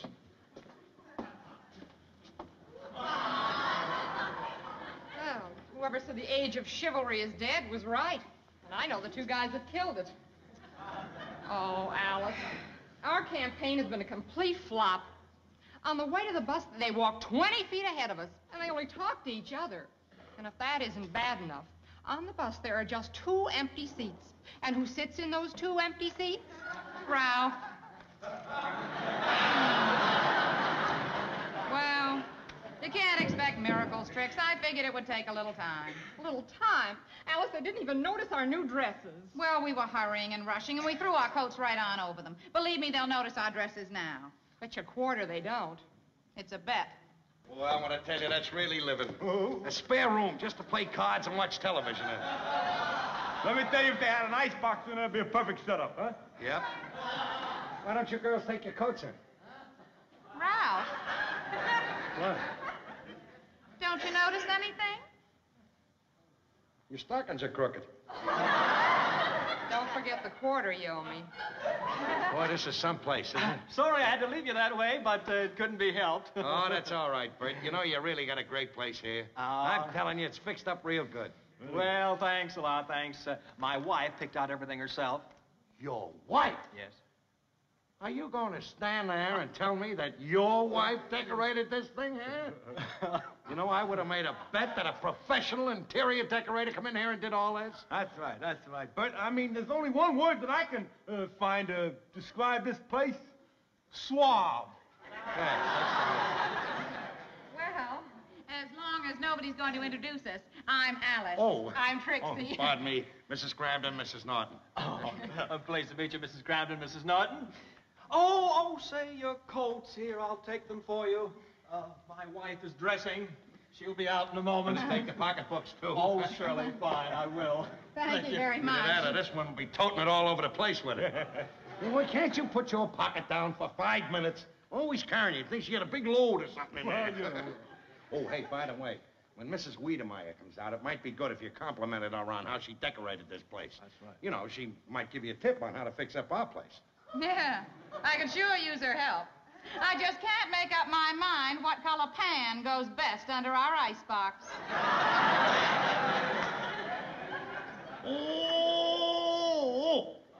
Oh! These here, Boy, they have me fooled. They're real.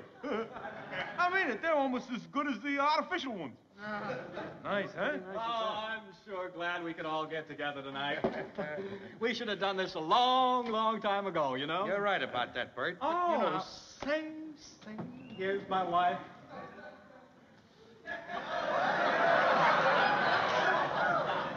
Oh. Hello.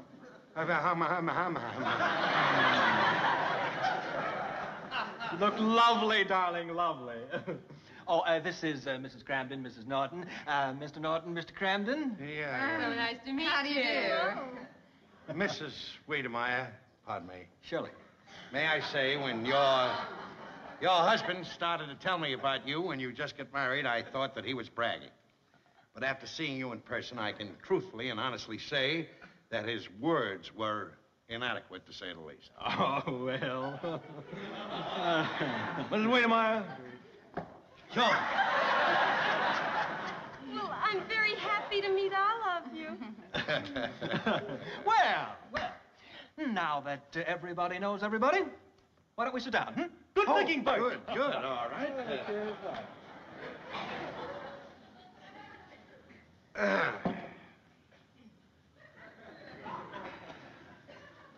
Well, I must say that is a lovely dress you have on. I noticed it as soon as you came through the door. Thank you. Aren't we lucky to have husbands who notice our clothes? We sure are. Well, I'm pretty lucky, too. I have a wife who every time she gets something for herself, she gives something to me. Well, I want to say, Mrs. Wiedemeyer, that's very thoughtful. It's not many wives who want to give their husband something. Oh, I don't know, Ralph. I've been thinking of giving you something. And you may get it real soon. Well, you can pick up some wonderful things at the Millman shop, Mrs. Cramden. Really? Hey, now listen. Why are we being so formal? Let's cut out the last name, shall we? Oh, all right. That's right, Bert. Bert sounds so strange to me. I haven't called you Bert for years. Well, Bert's his name, ain't it? Yes, but you see, we have pet names for each other. Pet names for each other.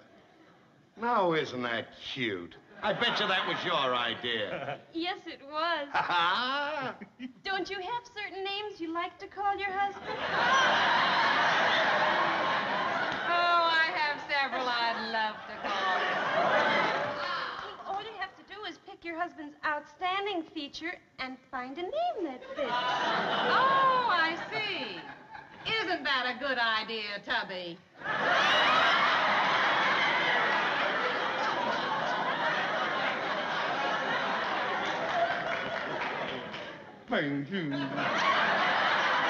What do you mean, Tubby? Tubby? That's a perfectly darling name. Do you think so, Mrs. Wiedemeyer? Oh, I like it. Boys in the pool will love it.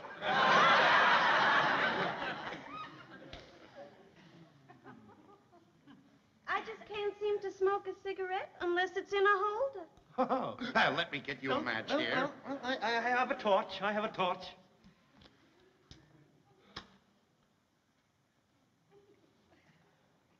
Such gentlemen. Look, folks, we skipped our dessert at dinner. Thought you might like to have it with us. I wouldn't dream of having it without you, Bert. Well, how about it, kitten? Shall we serve the cookies and coffee now? That's a good idea. You know, if Twinkles didn't remind me about food, we'd never eat. All our friends say we live on love. I'll bring it in. Oh, well, let me help you, kid. Let me help. Really, there's no need to bother. Perfectly all right. This way we can bring it all in together. What a husband you have. He certainly is a treasurer. A treasure. If he keeps this up much longer, he's going to be a buried treasure.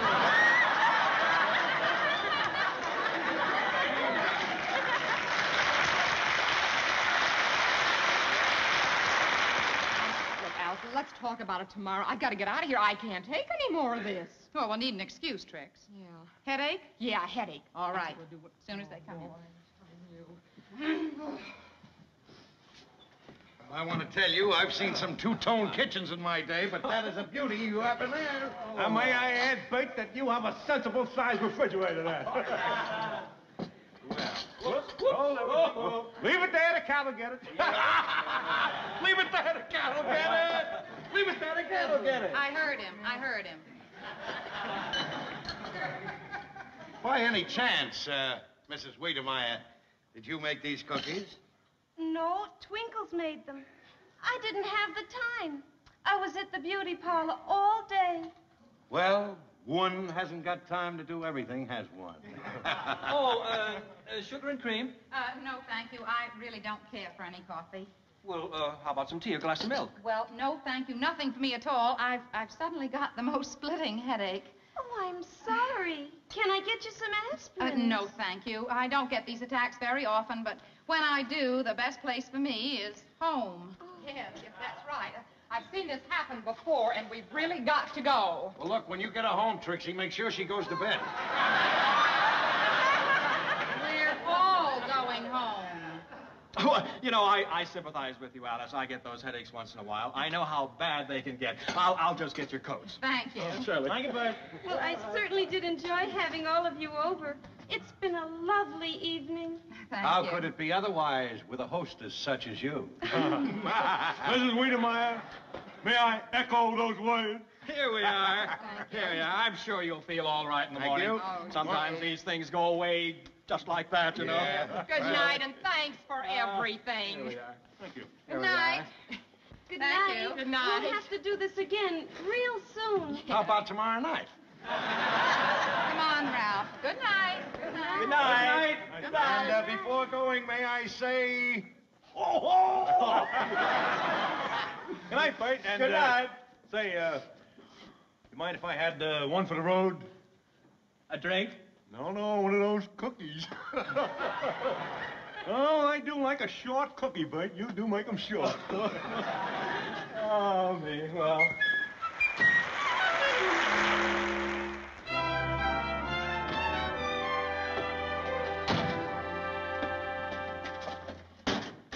Alice, honey, I'm home.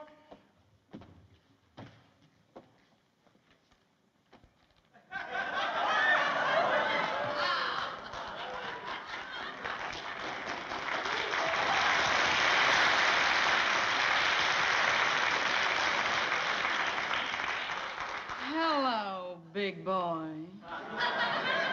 Hi, Alice.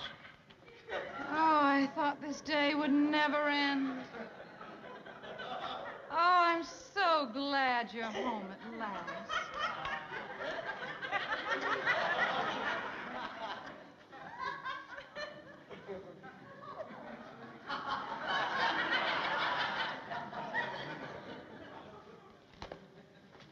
Alice, you've been at that rum candy again. Who needs rum? It's you who go to my head. You intoxicate me. Don't give me that. You've been eating that candy. Who needs food? We can live on love, Ralph. Kiss me.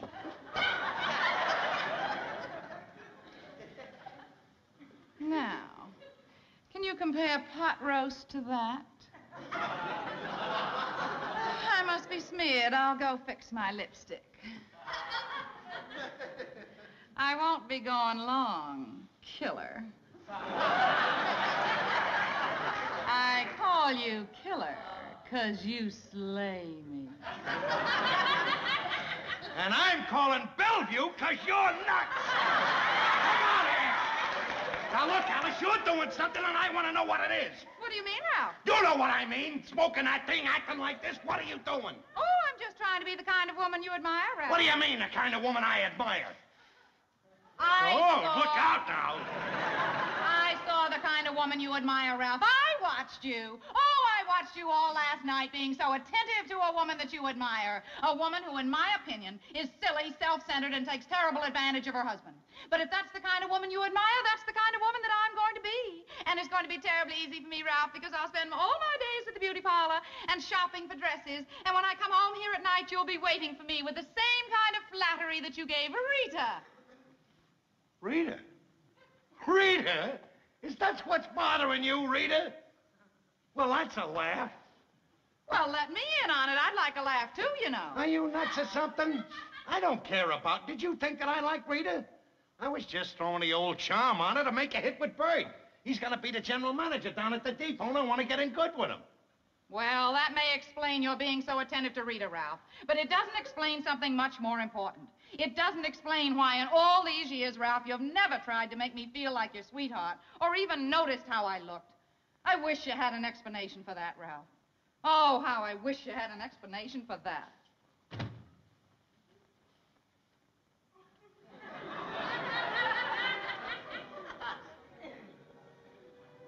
I have got an explanation for it. I'm a mope. But I love you, sweetheart. Honest, I do. You're the greatest. Oh, Ralph.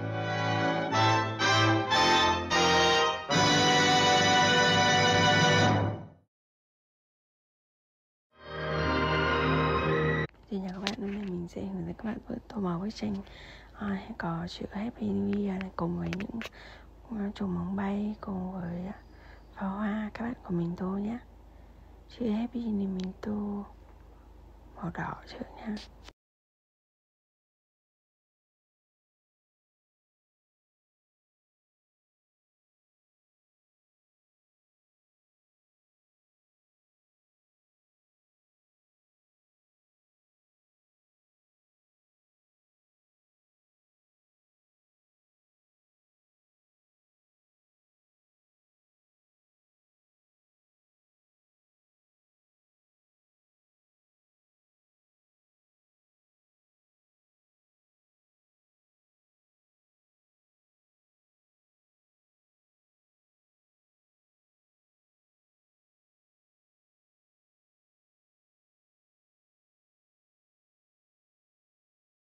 Tự nhiên mình cũng tô màu đỏ.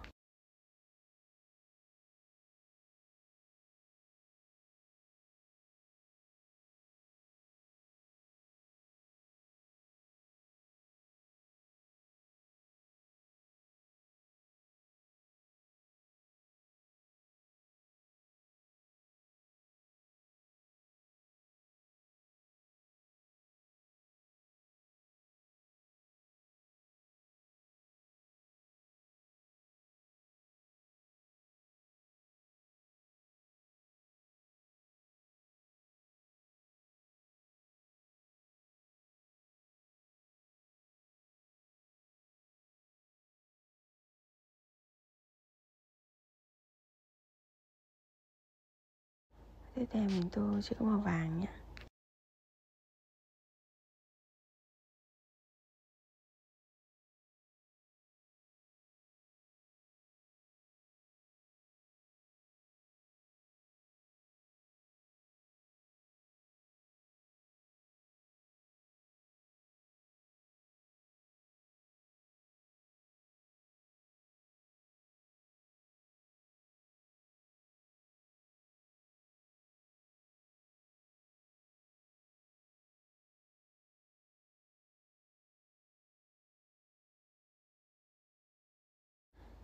Mình tô quả bóng bay màu vàng trước này.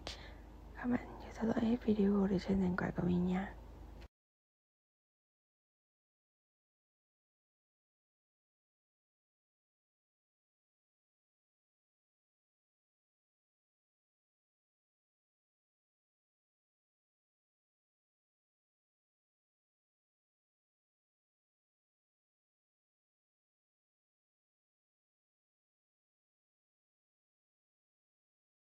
Mình tô quả bóng bay màu hồng, màu xanh với những màu sắc khác nhau nhé.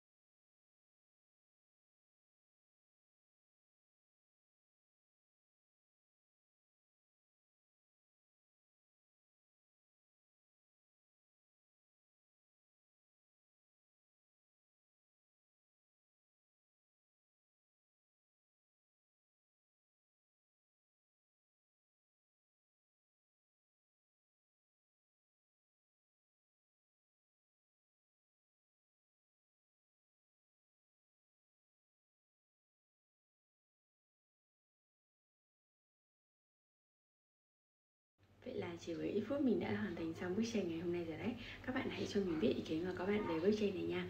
Video của mình xin được kết thúc ở đây. Các bạn đừng quên nhấn like và đăng ký kênh ở phía dưới để theo dõi những video tiếp theo của mình nhé. Bye bye.